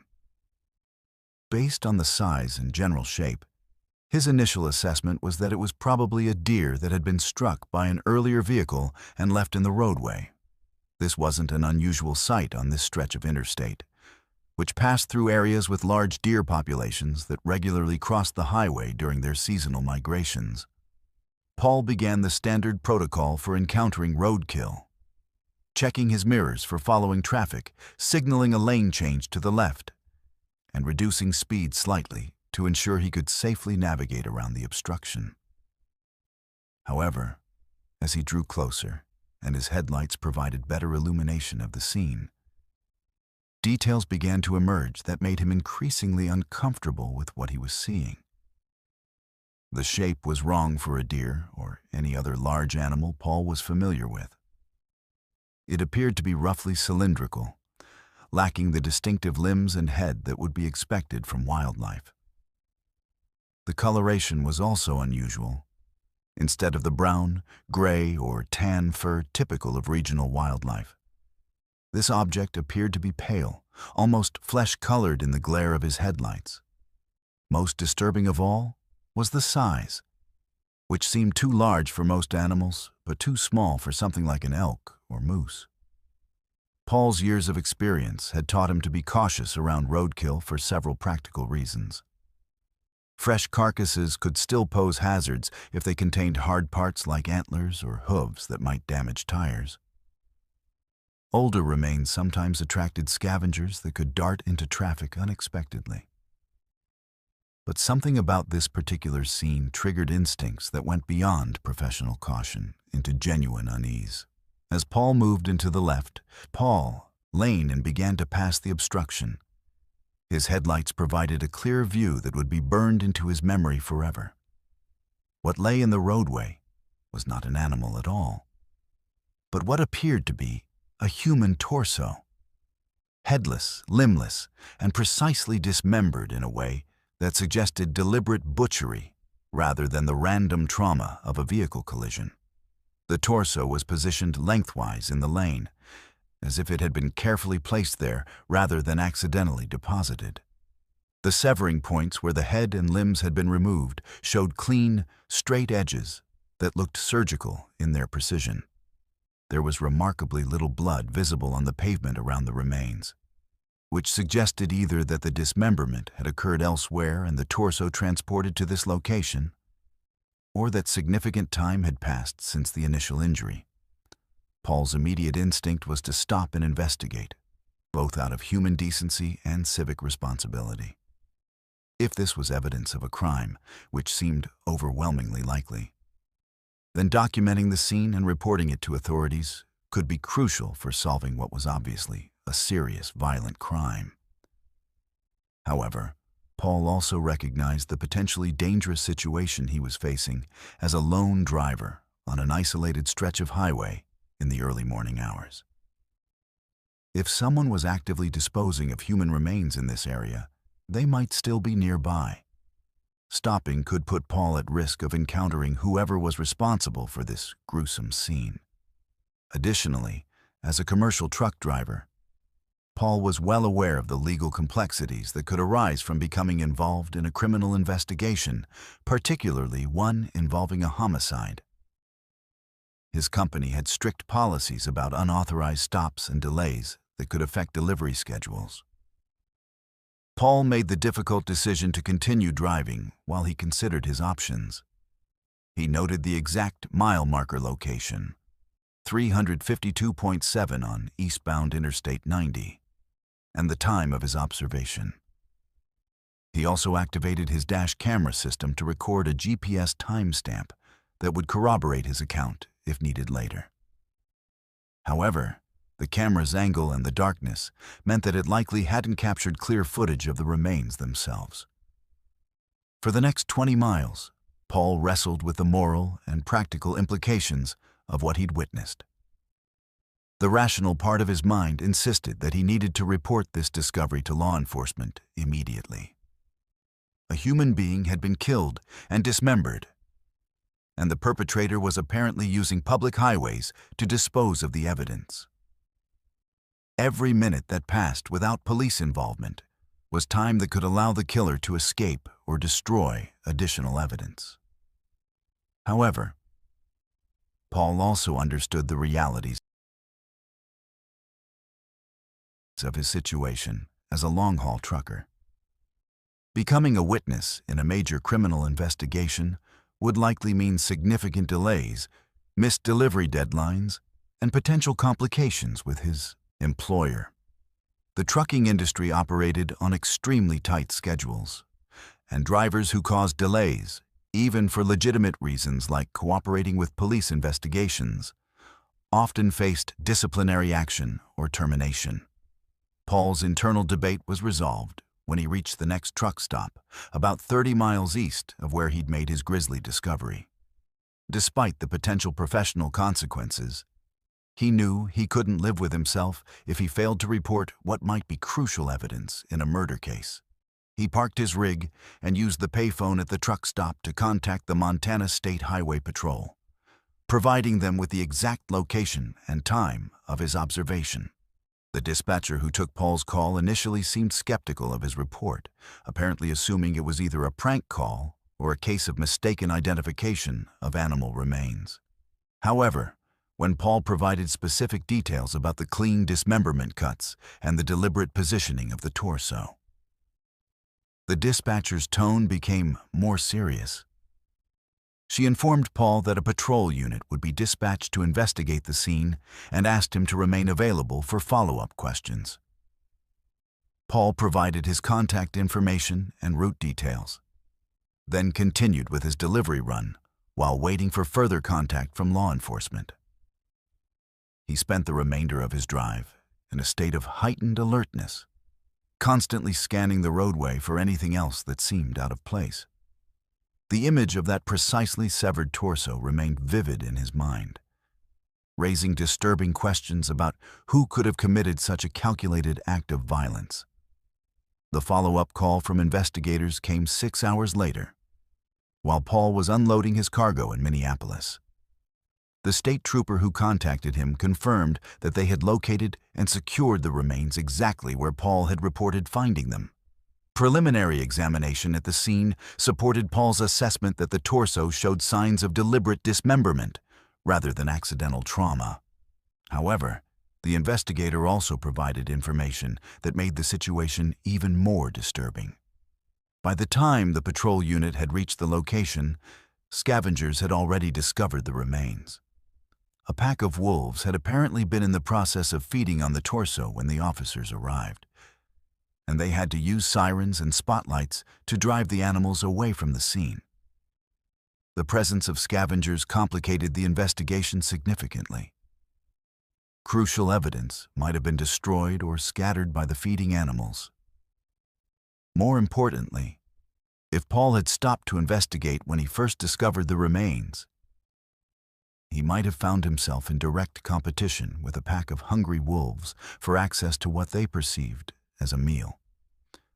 The thought of being trapped between potential human killers and wild animals in the pre-dawn darkness of a remote highway made Paul grateful for his decision to continue driving. The investigation that followed would reveal even more disturbing details. The torso was eventually identified as belonging to a 34-year-old drifter who had disappeared from a small town about 200 miles away. The precision of the dismemberment suggested someone with anatomical knowledge, possibly medical or veterinary training. The remote location where the remains were dumped indicated familiarity with the area and highway traffic patterns. Most chilling of all was the investigators' revelation that this wasn't an isolated incident. Over the past 2 years, several similar discoveries had been made along remote stretches of interstate highways in Montana, North Dakota, and Minnesota. In each case, precisely dismembered human remains had been found in locations that suggested careful planning and knowledge of police patrol schedules and traffic patterns. Paul learned that he had potentially witnessed evidence from an active serial killer who was using the interstate highway system to dispose of victims. The killer appeared to be targeting transient individuals whose disappearances might not be immediately noticed or investigated. The precise dismemberment and careful disposal methods suggested someone who was organized, methodical, and likely to continue killing until apprehended. The investigation remained active for months, with Paul providing additional testimony and cooperating with FBI profilers who were working to understand the killer's methods and psychology. However, despite extensive investigation and coordination between multiple law enforcement agencies, no arrests were made in connection with the case. Paul's discovery on Interstate 90 became part of a larger pattern of evidence that investigators hoped would eventually lead to the killer's identification and capture. However, the remote locations, careful disposal methods, and apparent randomness of victim selection made the case extremely challenging to solve. The killer seemed to understand how to exploit the vastness and isolation of America's highway system to commit crimes and dispose of evidence with minimal risk of detection. The experience fundamentally changed Paul's perspective on long-haul trucking and highway travel in general. He became much more aware of the potential for criminal activity in remote areas and more cautious about stopping in isolated locations. He also developed a deeper appreciation for the role that truck drivers and other highway travelers play as informal guardians of the interstate system, often serving as the only witnesses to crimes committed in areas too remote for regular police patrol. Years later, Paul still drives the same routes through Montana and the Dakotas, but he remains vigilant for signs of criminal activity or anything else that seems out of place. He knows that somewhere out there, a methodical killer might still be using America's highways as a hunting ground and disposal site.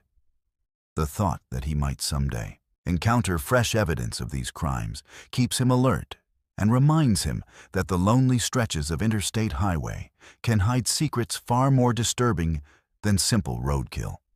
The case remains unsolved, filed among the growing number of highway-related crimes that challenge law enforcement's ability to investigate effectively across vast geographic areas.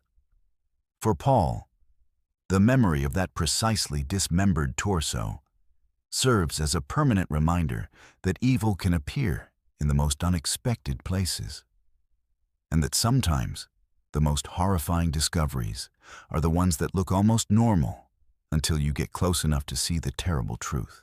Let's move to our eighth story. Detective Frank Turner had investigated hundreds of homicides during his 23 years with the Kansas City Police Department. But nothing had prepared him for the systematic terror that would unfold across America's heartland during the spring of 1992. What began as an isolated incident in Indianapolis would evolve into one of the most chilling unsolved serial killing sprees in American history, stretching across 5 states and leaving investigators with a profile of a killer so brazen and methodical that his crimes defied conventional understanding of how serial murders typically unfold. The killing spree began on April 8, 1992, at a Payless shoe store in Indianapolis, Indiana. Robin Fuldauer, a 26-year-old mother working her shift as assistant manager, was found shot execution style in the store's back room. The killer had apparently entered the store during normal business hours, forced Robin to the rear of the building, and shot her once in the head with a .22 caliber weapon. No money was taken from the register, no merchandise was stolen, and there were no signs of sexual assault. The murder appeared to be motiveless, carried out with clinical precision by someone who left virtually no physical evidence behind. What made Robin's murder particularly disturbing to investigators was its apparent randomness. She had no known enemies, no involvement in criminal activity, and no personal circumstances that would have made her a target for violence. The store was located in a busy shopping center where the killer would have risked being seen by numerous witnesses. Yet, he had apparently walked in during daylight hours, committed murder, and walked out without arousing suspicion from other shoppers or neighboring businesses.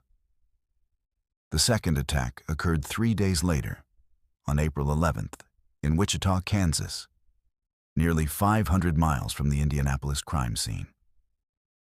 Patricia Magers, 32, and Patricia Smith, 23, were both employees at a Payless shoe store when the killer struck again using an identical method. Both women were found shot in the head with a .22 caliber weapon in the store's back room. Once again, no money was taken, no merchandise was stolen, and the murders appeared to serve no rational purpose beyond the killer's apparent compulsion to execute innocent people in broad daylight. The pattern that was emerging terrified law enforcement officials across the Midwest. Someone was systematically targeting retail workers, specifically brunette women working in shoe stores, and killing them with the same weapon using the same method. The killer's ability to enter busy retail establishments during operating hours, commit murder, and escape without detection suggested either exceptional luck or a thorough understanding of how to avoid surveillance and witnesses. Frank Turner, who was assigned to coordinate the multi-state investigation, recognized that they were dealing with an unprecedented type of serial killer. Unlike most serial murderers who operated in familiar territory with cooling-off periods between attacks, this killer was covering vast distances and striking with shocking frequency. The geographical scope of the crimes suggested someone who was either traveling for business or had no fixed residence, making traditional investigative approaches extremely difficult. The third attack came on April 27, 1992, in Terre Haute, Indiana. Sarah Blessing, 37, was working alone at a Payless shoe store when the killer entered and forced her to the back room. She was found shot once in the head with the same .22 caliber weapon used in the previous murders. Witnesses in nearby stores reported seeing a man of average height and build leaving the shoe store around the time of the murder, but their descriptions were too general to be useful for identification purposes. What made Sarah's murder particularly chilling was the timeline. The killer had struck in Wichita on April 11th, then waited over 2 weeks before attacking again in Terre Haute. This suggested a level of self-control and planning that contradicted the apparent randomness of the victim selection. The killer wasn't acting out of uncontrolled rage or immediate opportunity. He was methodically planning each attack while maintaining the discipline to avoid detection between crimes. The investigation revealed disturbing details about the killer's selection criteria. All 3 victims had been brunette women working alone in Payless shoe stores during daytime hours.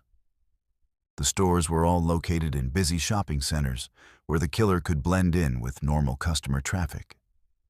Each murder had been committed in the back room of the store, away from windows where the crime might be witnessed from outside. Frank Turner began developing a profile of someone who was conducting reconnaissance before each attack. The killer had to know the store's layouts, the victims' work schedules, and the peak customer traffic times to execute such precise crimes without being caught. This suggested either someone with retail experience or someone who was investing significant time in surveillance before each murder. The fourth attack occurred on May 3, 1992, in St. Charles, Missouri, just outside St. Louis. Nancy Kitzmiller, 24, was found shot in the head in the back room of yet another Payless shoe store. The Missouri crime scene yielded the same evidence as the previous murders. A single .22 caliber bullet, no robbery, no sexual assault, and no useful physical evidence left behind by the killer. The St. Charles murder confirmed Frank's worst fears about the geographical scope of the investigation. The killer was now operating across a region spanning over 400 miles, from Kansas to Indiana to Missouri. Traditional police coordination methods were proving inadequate for tracking someone who could strike anywhere within such a vast area, and then disappear completely between attacks. The investigation took on new urgency when behavioral analysts from the FBI provided a chilling assessment of the killer's psychology. The precision of the murders, combined with the apparent pleasure the killer derived from targeting specific victim types, suggested someone who was likely to continue killing until stopped by law enforcement or death. The cooling-off periods between attacks might be shortening as the killer gained confidence and refined his methods. On May 7, 1992, the killer struck again in Raytown, Missouri, less than 20 miles from Kansas City. Julie Wrights, 25, became the fifth victim when she was found shot in the head at her Payless shoe store. The proximity of this murder to Frank's jurisdiction meant that the Kansas City Police Department would take the lead role in coordinating the multi-state investigation. The Raytown crime scene provided the most detailed evidence yet recovered. Security cameras from neighboring businesses captured images of a man leaving the shopping center around the time of Julie's murder. The footage showed a white male of average height and build, wearing casual clothing that wouldn't stand out in a retail environment.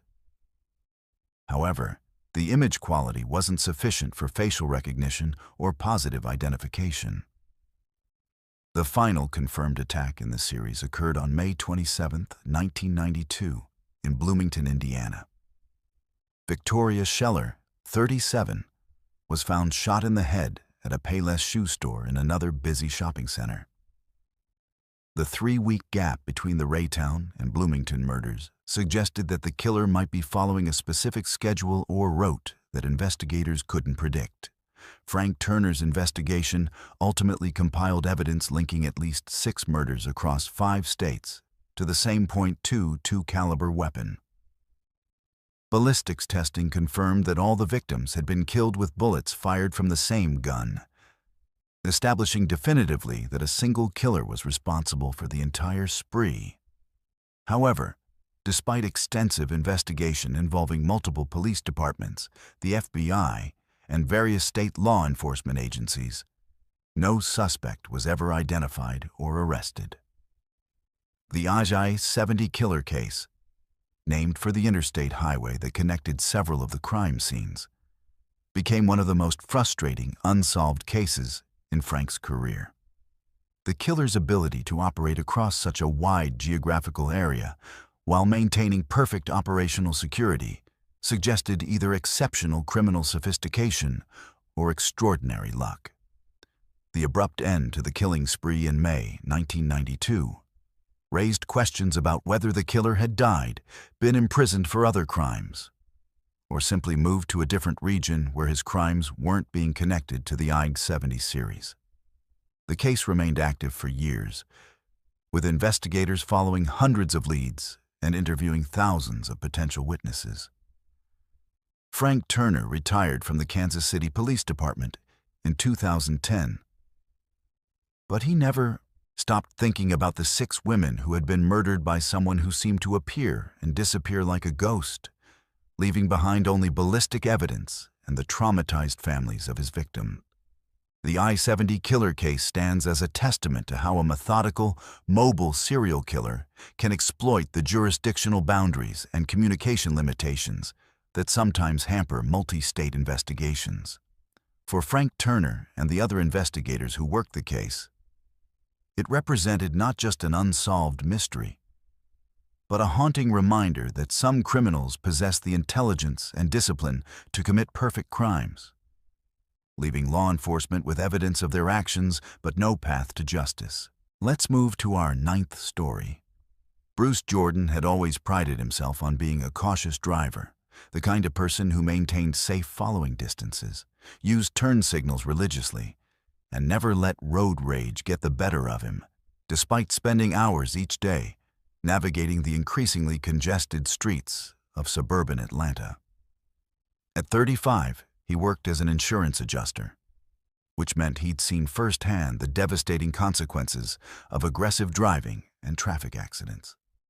This professional awareness made him particularly careful when driving with his family, especially his 6-year-old daughter Emma, who rode in the back seat during their weekend errands and family outings.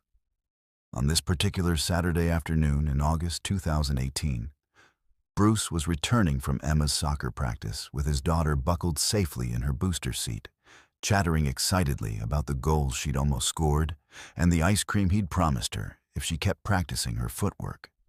The drive from the sports complex to their neighborhood typically took about 15 minutes through a mix of residential streets and busier arterial roads that connected the various suburbs sprawling north of Atlanta. The incident began, as these situations often do, with something completely minor and forgettable. Bruce was approaching a four-way intersection controlled by stop signs when he noticed a pickup truck approaching from his left at what seemed like an unsafe speed. Rather than risk a collision by proceeding through the intersection at his normal pace, Bruce chose to wait an extra few seconds to ensure the other driver had come to a complete stop before proceeding. This small act of defensive driving apparently enraged the pickup truck's driver, a middle-aged man with shoulder-length hair who began honking his horn aggressively and gesturing angrily through his windshield. Bruce couldn't understand what had triggered such a hostile response to what he considered basic traffic safety. But he chose to ignore the other driver's behavior and continue toward home, hoping the situation would de-escalate naturally. Unfortunately, the pickup truck driver had no intention of letting the perceived slight go unanswered.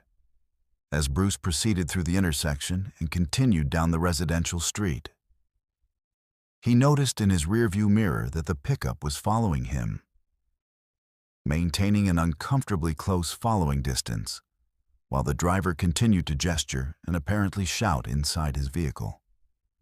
Bruce's first instinct was to take a circuitous route home to avoid leading an angry stranger to his family's residence. He made several unnecessary turns through the subdivision, hoping the other driver would lose interest and go about his business. Emma, who had been chattering happily about her soccer practice just moments earlier, began to notice her father's tense behavior and the aggressive driving of the vehicle behind them. "Daddy, why is that man following us?" Emma asked from the back seat, her voice carrying the worry that children develop when they sense their parents are stressed or frightened. Bruce tried to maintain a calm demeanor for his daughter's sake while internally debating his options.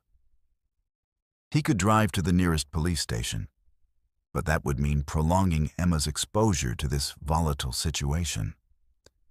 He could pull over in a public place and hope the other driver would simply pass by. But there was no guarantee that would end the confrontation. Most concerning of all was the possibility that this was just the beginning of an escalating situation that could put Emma in real danger. The pickup truck driver's behavior became increasingly erratic as the pursuit continued. He began tailgating Bruce's vehicle so closely that collision seemed inevitable if Bruce had to brake suddenly. The man was clearly visible in Bruce's mirrors, gesticulating wildly and apparently screaming, though the closed windows prevented any actual communication about what had triggered his rage. After several minutes of this terrifying pursuit through residential streets, Bruce made the decision to drive to a nearby shopping center where he hoped the presence of other people might discourage the aggressive driver from escalating the situation further. The shopping center was busy with weekend traffic, and Bruce thought that witnesses might either deter violence or be able to call for help if the situation deteriorated. Bruce pulled into the shopping center parking lot and chose a space near the main entrance where there would be maximum visibility from other shoppers and store employees. He hoped this would be the end of the confrontation, that the pickup driver would realize how ridiculous his behavior had been and simply drive away. Instead, what happened next would traumatize Emma for years to come and fundamentally change Bruce's understanding of how quickly everyday situations could turn deadly. The pickup truck pulled into the parking space directly next to Bruce's vehicle, and the driver immediately exited his truck and began walking toward Bruce's car. What Bruce saw next defied belief and instantly transformed what had been a traffic disagreement into a life-threatening emergency. The man was carrying what appeared to be a full-sized fire axe, holding it in both hands as he approached Bruce's vehicle with obvious hostile intent. Bruce's mind raced as he tried to process the surreal nature of what was happening. Someone had apparently been driving around suburban Atlanta with an axe in their vehicle, ready to use it as a weapon in response to minor traffic disagreements. The premeditated nature of carrying such a weapon suggested this wasn't the man's first violent confrontation, and Bruce realized with growing horror that he and Emma had stumbled into an encounter with someone who was genuinely dangerous and potentially unstable. "Daddy, what is that man doing?" Emma asked from the back seat, her voice now tight with fear as she saw the approaching figure with the axe. Bruce's paternal instincts kicked in with overwhelming force. Whatever happened next, he had to protect his daughter from both physical harm and psychological trauma. He quickly assessed his options while the axe-wielding man continued his approach. Bruce could try to drive away, but the man was now close enough to the vehicle that sudden movement might provoke an immediate attack. He could get out and try to reason with the man, but that would leave Emma alone in the car and expose Bruce to potential injury or death. The man with the axe reached Bruce's vehicle and began attempting to open the driver's side door while shouting threats and profanities that Bruce couldn't fully understand through the closed windows. When he found the door locked, the man raised the axe as if preparing to smash the window, which would have sent glass fragments flying toward Emma in the back seat. In that moment of absolute terror, Bruce made a split-second decision that probably saved both their lives. He threw the car into reverse and backed out of the parking space as quickly as possible, forcing the axe-wielding man to jump backward to avoid being hit by the moving vehicle. Bruce then shifted into drive and accelerated toward the parking lot exit, leaving the dangerous stranger standing among the parked cars with his weapon.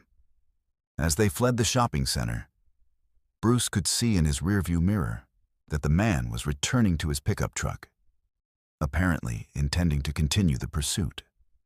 Bruce drove directly to the nearest police station, calling 911 on his cell phone as he drove to report the incident and request immediate assistance. The police response was swift and professional. Officers took detailed statements from both Bruce and Emma, though they were careful to minimize the 6-year-old's exposure to the more disturbing aspects of the incident. The shopping center's security cameras had captured portions of the confrontation, providing video evidence of the man's threatening behavior with the axe. However, despite having clear video footage and multiple witness accounts, the axe-wielding attacker was never located or arrested. The pickup truck's license plate had been partially obscured by mud or deliberate tampering, making vehicle identification impossible. The man's appearance was generic enough that he couldn't be positively identified from security footage or witness descriptions. The incident left lasting psychological scars on both Bruce and Emma. Emma, who had been dealing with cancer treatment earlier in her young life, later told counselors that the road rage incident was more terrifying than any of her medical procedures had been. The random, senseless nature of the violence was something her 6-year-old mind struggled to comprehend, leading to months of nightmares and anxiety about car rides. Bruce found himself constantly looking over his shoulder during daily driving, wondering if the next minor traffic interaction might escalate into another life-threatening situation. He installed a dash cam in his vehicle and began carrying pepper spray. Though he recognized that these precautions offered little protection against someone carrying an axe and willing to use it. The case became part of a growing file of road rage incidents that Atlanta area police were tracking with increasing concern.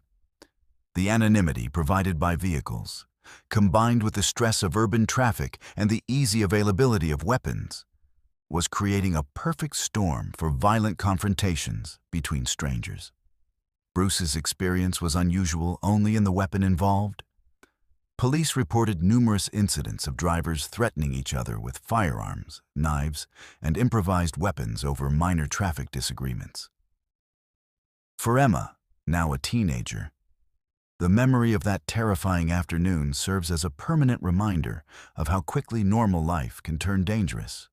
She's spoken publicly about the incident as part of anti-bullying and violence prevention programs, describing how the experience taught her that some people carry anger and violence with them wherever they go, waiting for an excuse to unleash it on innocent victims. Bruce never learned what had motivated such an extreme response to a routine traffic interaction. Perhaps the man had been having personal problems that had nothing to do with Bruce's careful driving. Perhaps he had a history of mental illness or substance abuse that made him prone to violent outbursts. Or perhaps he was simply someone who had never learned to control his temper and had access to deadly weapons. Whatever the underlying cause, the incident remains a chilling example of how road rage can escalate beyond verbal confrontation or reckless driving into genuine terrorism. For Bruce and Emma, a routine drive home from soccer practice became a brush with deadly violence that changed their perspective on personal safety and the potential for evil to appear in the most mundane circumstances. The axe that stranger carried that day wasn't just a tool or weapon. It was a symbol of the rage and potential for violence that can lurk beneath the surface of everyday interactions, waiting for the smallest trigger to explode into life-threatening confrontation.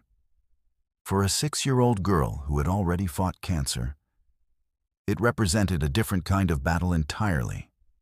One against the unpredictable darkness that can emerge from the hearts of strangers sharing the same roads and spaces we all navigate in our daily lives.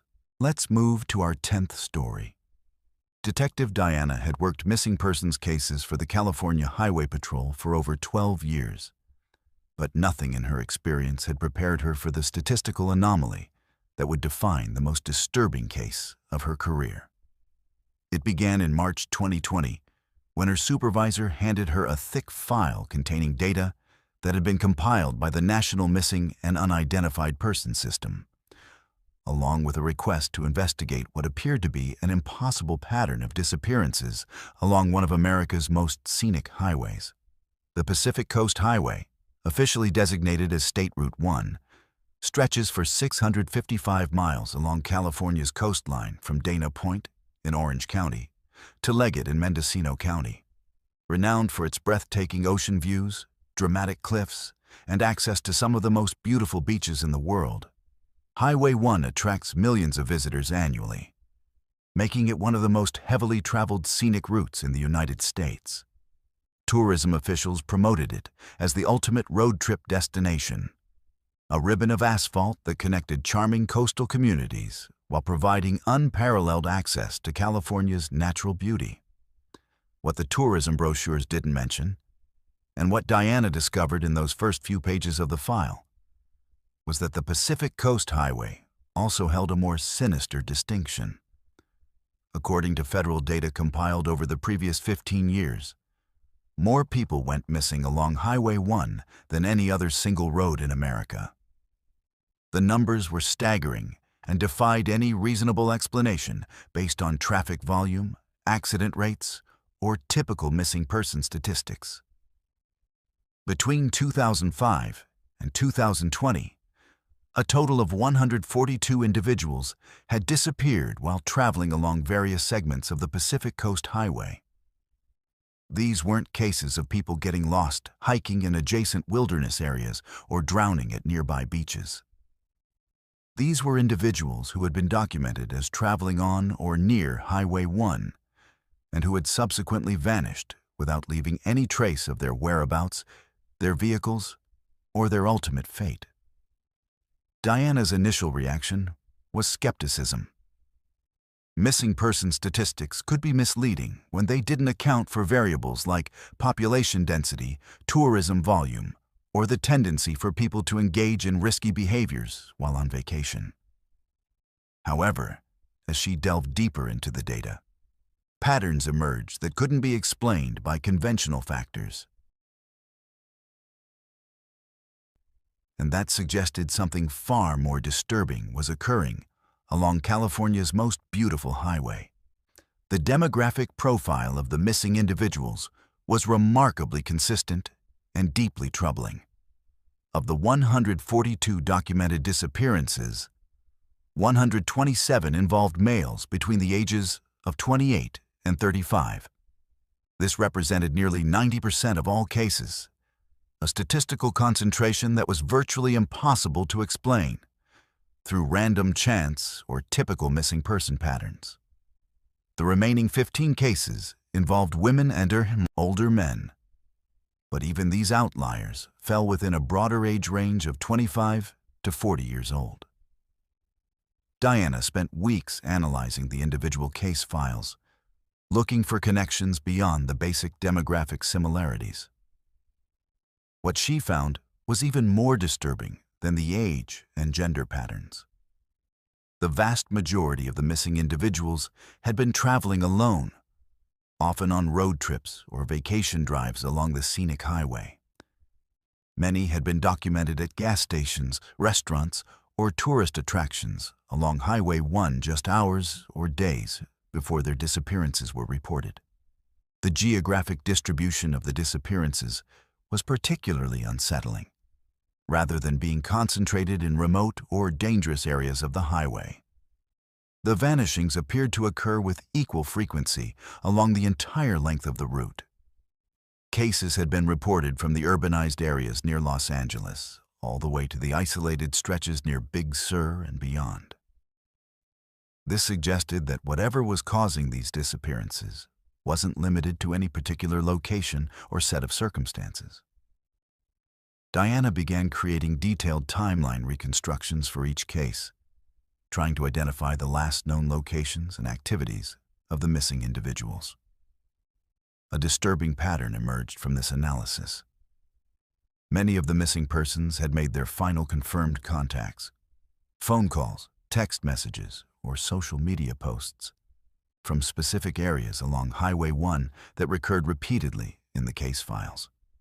One particularly troubling cluster of disappearances centered around the area near Hearst Castle, the famous tourist attraction built by newspaper magnate William Randolph Hearst. 7 different individuals had vanished after visiting or expressing intentions to visit the castle between 2008 and 2018.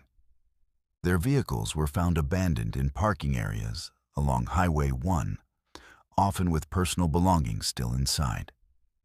But the travelers themselves had simply disappeared.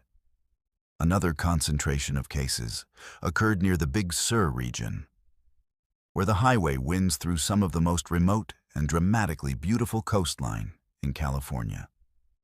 11 people had gone missing in this area over the 15-year period, including a group of 3 friends whose abandoned campsite was found intact, complete with food still cooking over a camp stove when park rangers discovered it 3 days after the men's planned return date. Diana's investigation revealed that many of the missing individuals had been experienced travelers or outdoor enthusiasts who would have been unlikely to fall victim to accidents or get lost under normal circumstances. Several were military veterans with survival training. Others were professional drivers or tour guides who knew the highway intimately. The idea that so many competent, capable adults could simply vanish without explanation challenged every assumption Diana had about missing person cases. The vehicle evidence was particularly puzzling. In cases where the missing persons' cars were recovered, they were typically found in pristine condition with no signs of struggle, mechanical failure, or accident damage. Personal belongings were usually undisturbed, including wallets, phones, and valuables that would normally be targets for robbery. The cars were often found in locations that made no logical sense. Abandoned in remote parking areas miles from where the individuals had last been seen, or left in tourist areas during times when the missing persons had no documented reason to be there. Diana began interviewing family members and friends of the missing individuals, hoping to identify common factors or shared experiences that might explain the disappearances. What she discovered was a series of troubling accounts that seemed to defy rational explanation. Multiple families reported receiving phone calls from their missing relatives in the days following their disappearances.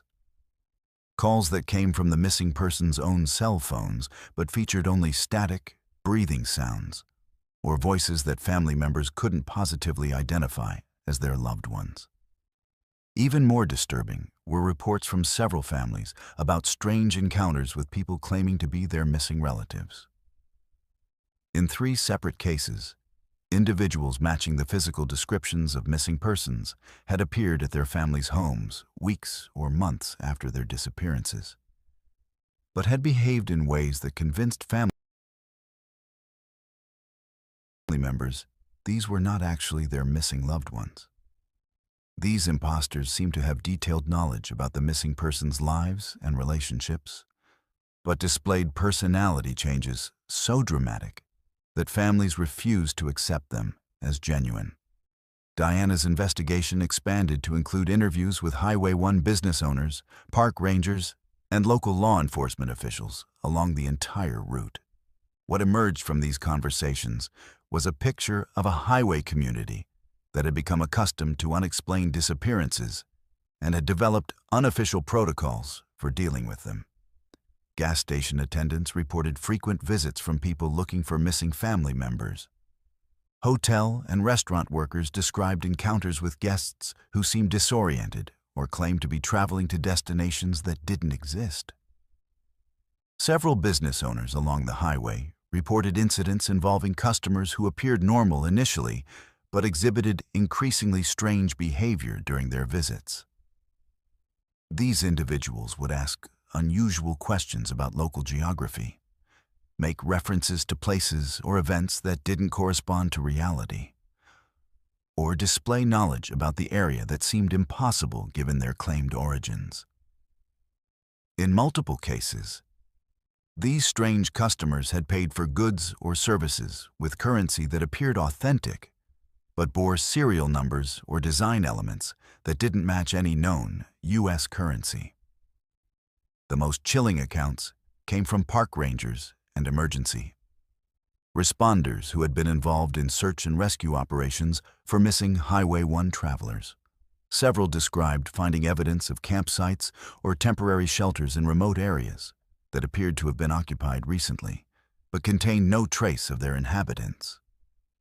These sites often featured personal belongings that matched descriptions of items belonging to missing persons. But the belongings were arranged in ways that suggested deliberate placement rather than abandonment during an emergency. Diana's research revealed that the disappearance pattern along Highway 1 wasn't entirely modern. Historical records from the early 20th century documented similar unexplained vanishings along the coastal route, even before the modern highway existed. Spanish colonial records from the 18th and 19th centuries contained accounts of travelers who disappeared while following coastal trails that roughly paralleled the current highway route. Native American oral histories from the region included stories about areas along the coast where people would vanish inexplicably, never to be seen again. The investigation reached a turning point when Diana began analyzing cell phone data from the missing persons. Working with telecommunications companies and federal agencies, she was able to track the final known locations of many missing individuals based on their phones' connections to cell towers along Highway 1. What she discovered was a pattern that defied technological explanation. In numerous cases, the missing person's phones had continued to register location data for days or weeks after their disappearances. But the locations were impossible. Phones were showing connections to cell towers in areas where no towers existed, or were registering positions that would have required the phones to be hundreds of feet underground or suspended in midair over the ocean. Some phones appeared to be moving at speeds that would have been impossible for ground-based travel, suggesting either equipment malfunctions or movement patterns that violated known physics. Diana's final report to her supervisors documented a mystery that challenged conventional understanding of missing person cases. and suggested the possibility of factors beyond normal criminal or accidental explanations. The concentration of disappearances along Highway 1, the consistent demographic patterns, the impossibility of so many competent adults vanishing without trace, and the technological anomalies all pointed to something unprecedented in law enforcement experience. The case remains officially open, with Diana continuing to investigate new disappearances that occur along Highway 1 with depressing regularity. Each new case adds to the statistical impossibility of the pattern, while providing no additional answers about what might be causing these vanishings. For Diana, the Pacific Coast Highway has transformed from California's most beautiful drive into America's most dangerous mystery, a place where the boundary between the explainable and the impossible seems to blur like fog rolling in from the Pacific Ocean. The 142 documented disappearances represent more than just statistics. They represent families destroyed, lives interrupted, and questions that may never be answered. For Diana, each case file contains not just data, but the story of someone who set out to experience the beauty of California's coast, and instead encountered something that removed them from the world entirely, leaving behind only the echo of their absence and the growing certainty that Highway 1 holds secrets that may be too disturbing for rational minds to fully comprehend. Let's move to our 11th story. Tyler and Bobby had been best friends since college, bonding over their shared love of adventure and their willingness to take risks that their more cautious classmates avoided. At 29, both men worked demanding jobs in Seattle's tech industry, which made their monthly weekend escapes into the Pacific Northwest wilderness feel like necessary therapy for their overstressed minds. They'd hiked most of the major trails within driving distance of the city, camped in designated areas throughout Washington and Oregon, and considered themselves experienced outdoor enthusiasts who could handle whatever nature might throw at them. On this particular Friday evening in October 2021, Tyler picked up Bobby in his modified Jeep Wrangler, a vehicle he'd specifically equipped for off-road adventures with reinforced bumpers, all-terrain tires, and recovery equipment that had gotten them out of difficult situations during previous expeditions. Their plan was simple: drive east toward the Cascade Mountains, find some interesting back roads to explore, and spend the weekend camping in areas that weren't crowded with tourists or casual hikers. Bobby had researched several promising locations using satellite imagery and topographic maps, identifying Forest Service roads that appeared to lead to remote valleys where they could set up camp away from established campgrounds. Both men were experienced with primitive camping and carried everything they needed for a comfortable weekend in the wilderness, including plenty of food, water purification equipment, and emergency communication devices. The drive began normally, with Tyler navigating the familiar highways leading away from Seattle while Bobby served as navigator, consulting GPS coordinates and paper maps to guide them toward their chosen destination. They'd made similar trips dozens of times before, always returning on Sunday evening with stories of beautiful landscapes, challenging hiking trails, and the kind of peaceful solitude that was impossible to find in their urban daily lives. It was approaching sunset when they turned off the main highway onto a Forest Service road that Bobby had identified on his maps. The road was unpaved but well-maintained, winding through dense stands of Douglas fir and western hemlock that blocked most of the fading daylight. Tyler engaged the Jeep's four-wheel drive system as the road became steeper and more challenging. But nothing about the terrain seemed unusual or particularly difficult for an experienced off-road driver. About 12 miles from the highway, they encountered their first sign that something might be wrong. Tyler's GPS unit, which had been providing reliable navigation throughout the trip, suddenly lost satellite signal despite the clear sky visible through breaks in the forest canopy. Bobby checked his phone and discovered that he had no cellular service, which wasn't unusual in remote mountain areas, but was disappointing since they'd hoped to share some photos of their adventure on social media. The road continued to climb steadily through the forest, occasionally offering glimpses of distant peaks through the trees, but otherwise maintaining the same character of dense woodland on both sides. Tyler estimated they'd traveled about 18 miles from the highway when they crested a small ridge and found themselves looking down into a valley that didn't match anything they'd seen on their maps or satellite images.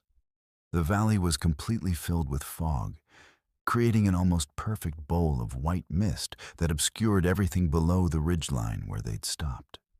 What was strange about the fog was its uniformity and density. It looked more like a solid white surface than a normal weather phenomenon. Neither Tyler nor Bobby had ever seen fog that appeared so artificial, as if someone had filled the valley with cotton batting rather than natural moisture condensation. Tyler pulled the Jeep to a stop at a small turnout overlooking the fog-filled valley, and both men got out to assess the situation. The silence was absolute. No bird songs, no insect sounds, no wind moving through the trees. Even their own voices seemed muffled and distant when they spoke to each other. Bobby consulted his topographic maps, but the valley below didn't correspond to any geographical features shown on the charts. "This doesn't make sense," Bobby said, spreading the map across the Jeep's hood. "According to this, we should be looking at a gradual slope down to a creek bed, not a valley filled with fog. And look at this. There's no valley this size anywhere in this area." Tyler studied the maps while glancing repeatedly at the impossible scene below them. The fog wasn't moving or shifting the way normal fog should. It maintained perfect boundaries, as if it were contained by invisible walls. Most disturbing of all was the way their headlights seemed to be absorbed by the white mist rather than reflecting back as they should have. Against their better judgment, but driven by curiosity and the confidence that came from years of successful wilderness adventures, Tyler and Bobby decided to descend into the valley to investigate. Tyler shifted the Jeep into its lowest gear range and began the careful descent down a road that seemed to lead directly into the fog bank. As they entered the mist, the world around them changed in ways that defied explanation. The fog was thicker than anything either man had ever experienced, reducing visibility to less than 3 feet in any direction. Tyler was forced to stop the Jeep repeatedly to avoid driving off what might have been cliffs or into obstacles they couldn't see until they were almost touching them. More disturbing than the limited visibility was the way the fog seemed to muffle all sound. Tyler's diesel engine, normally loud enough to be heard for miles in mountain terrain, became a whisper. Their voices, when they tried to communicate, seemed to be absorbed by the mist before reaching each other's ears, despite sitting just feet apart in the Jeep's cabin. Bobby attempted to use his compass to maintain their sense of direction, but the instrument began spinning wildly, unable to locate magnetic north. His altimeter, which had been functioning perfectly during their climb to the ridge, now displayed readings that fluctuated impossibly, showing them alternately hundreds of feet above and below sea level within seconds. The road beneath them, which had been clearly defined dirt and gravel, became increasingly difficult to follow. Tyler found himself having to guess at the route, following what seemed like the most logical path through the fog, while hoping they weren't becoming hopelessly lost. Several times, he stopped the Jeep when the path ahead seemed to disappear entirely, forcing them to back up and try alternative routes that appeared and vanished in the shifting mist. After what felt like hours of creeping through the fog at walking speed, Tyler and Bobby realized they had lost all sense of direction, time, and location. Tyler's watch had stopped working, showing the same time it had displayed when they first entered the fog. Bobby's digital devices were malfunctioning, displaying impossible readings or simply showing blank screens. Most terrifying of all was the growing realization that they couldn't find their way back to the ridge where they had entered the valley. Every attempt to retrace their route led them deeper into the fog, as if the landscape itself was shifting around them. The road they had followed down into the valley seemed to have vanished, replaced by paths that led in directions that made no geographical sense. Tyler made the decision to stop the Jeep and wait for the fog to clear naturally, assuming it was a temporary weather phenomenon that would dissipate with changing atmospheric conditions. However, as hours passed with no change in the fog's density or their situation, both men began to experience a panic that went beyond simple concern about being lost. The fog seemed to be affecting their ability to think clearly.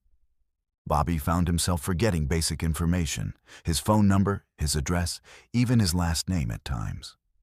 Tyler experienced similar cognitive disruption, losing track of conversations mid-sentence and finding himself unable to remember why they had decided to explore this area in the first place. Even more disturbing were the sounds that began to emerge from the fog around them. Voices that seemed to be calling their names, but from impossible directions and distances. Footsteps that circled their stationary vehicle without ever revealing the people making them. The sound of other vehicles passing nearby, complete with engine noise and tire sounds, but no visible lights or actual presence they could detect. Bobby opened the Jeep's door to investigate one of these phantom sounds and found that the fog immediately began pouring into the vehicle's interior like a living thing. The mist seemed to have substance and intent, flowing around his legs and creating sensations of pressure and movement that felt distinctly unnatural. Tyler had to physically pull Bobby back into the Jeep and close the door to stop the fog from filling their only remaining space of relative safety. The psychological pressure of their situation intensified as both men realized they were completely cut off from the outside world. Their emergency communication devices weren't functioning. Their GPS units showed no satellite connection. And their attempts to drive out of the fog only led them deeper into terrain that shouldn't have existed according to any maps or their previous knowledge of the area. Tyler made a desperate decision to abandon the established path entirely and attempt to climb straight up what he hoped was the side of the valley, using the Jeep's four-wheel drive capabilities to scale terrain that would normally be considered impassable. However, every direction they traveled seemed to be downhill, as if the valley was subtly shifting its geography to prevent their escape. The breakthrough came when Bobby, in a moment of clarity that cut through the fog's apparent effect on their thinking, remembered a survival technique they'd learned during wilderness training. He began making noise, shouting, banging on the Jeep's exterior, honking the horn in regular patterns, not to attract rescue, but to create acoustic landmarks that might help them navigate by sound reflection. This technique revealed something impossible about their environment. The sounds Bobby created were reflecting off surfaces in directions that defied the topography they could see. Echoes were coming from above them when they should have been bouncing off valley walls, and from below them when they were supposedly at the valley's bottom. The acoustic evidence suggested they were in a space that didn't conform to normal three-dimensional geometry. Tyler used this acoustic information to guide their escape attempt, driving toward areas where the sound reflections suggested open space rather than relying on visual cues that the fog made unreliable. This approach led them up an impossibly steep incline that felt more like driving up a wall than climbing a normal slope, but eventually brought them to a ridge where the fog suddenly ended as abruptly as it had begun. They emerged from the fog bank to find themselves on a completely different ridge than the one where they had entered the valley, in an area that wasn't shown on any of their maps. Tyler's GPS unit immediately regained satellite connection and showed their location as being 12 miles east of where they had been when they entered the fog, a distance that would have been impossible to travel given the amount of fuel they had used and the terrain they had covered. Both men's watches had resumed normal operation, but showed a time that indicated they had been in the fog for over 18 hours. Despite their subjective experience feeling like only 3 or 4 hours had passed, Bobby's equipment readings showed they had somehow gained nearly 2,000 feet in elevation while feeling like they had been traveling downhill the entire time. The drive back to Seattle passed in stunned silence as Tyler and Bobby tried to process what they had experienced. Neither man could adequately explain what had happened in that fog-filled valley, and their attempts to locate it again using GPS coordinates and satellite imagery proved futile.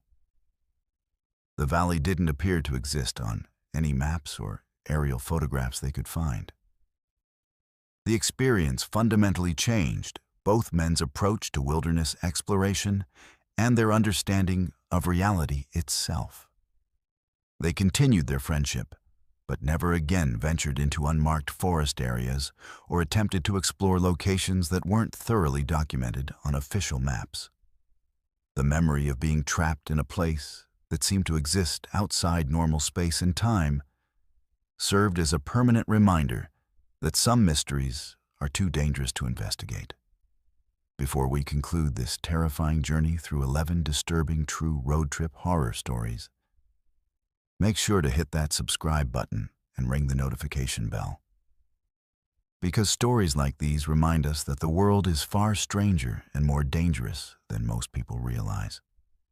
Drop a comment below sharing your own experiences with unexplained phenomena or close calls during road trips. But remember that some stories are better left unexplored in person. Here's some crucial advice to keep you safe on your own road trips. Always inform someone of your exact route and expected arrival time before traveling to remote areas. Carry multiple forms of emergency communication, including satellite communicators that work where cell phones fail. Never investigate unusual phenomena alone, and trust your instincts when something feels wrong. That internal alarm system has evolved to keep you alive. Most importantly, remember that curiosity can be deadly when it leads you away from marked trails and established roads. The wilderness holds mysteries that some minds aren't meant to solve, and the price of that knowledge might be higher than you're willing to pay. Stay safe out there, and remember that sometimes the best adventure is the one that brings you home, alive, to tell about it.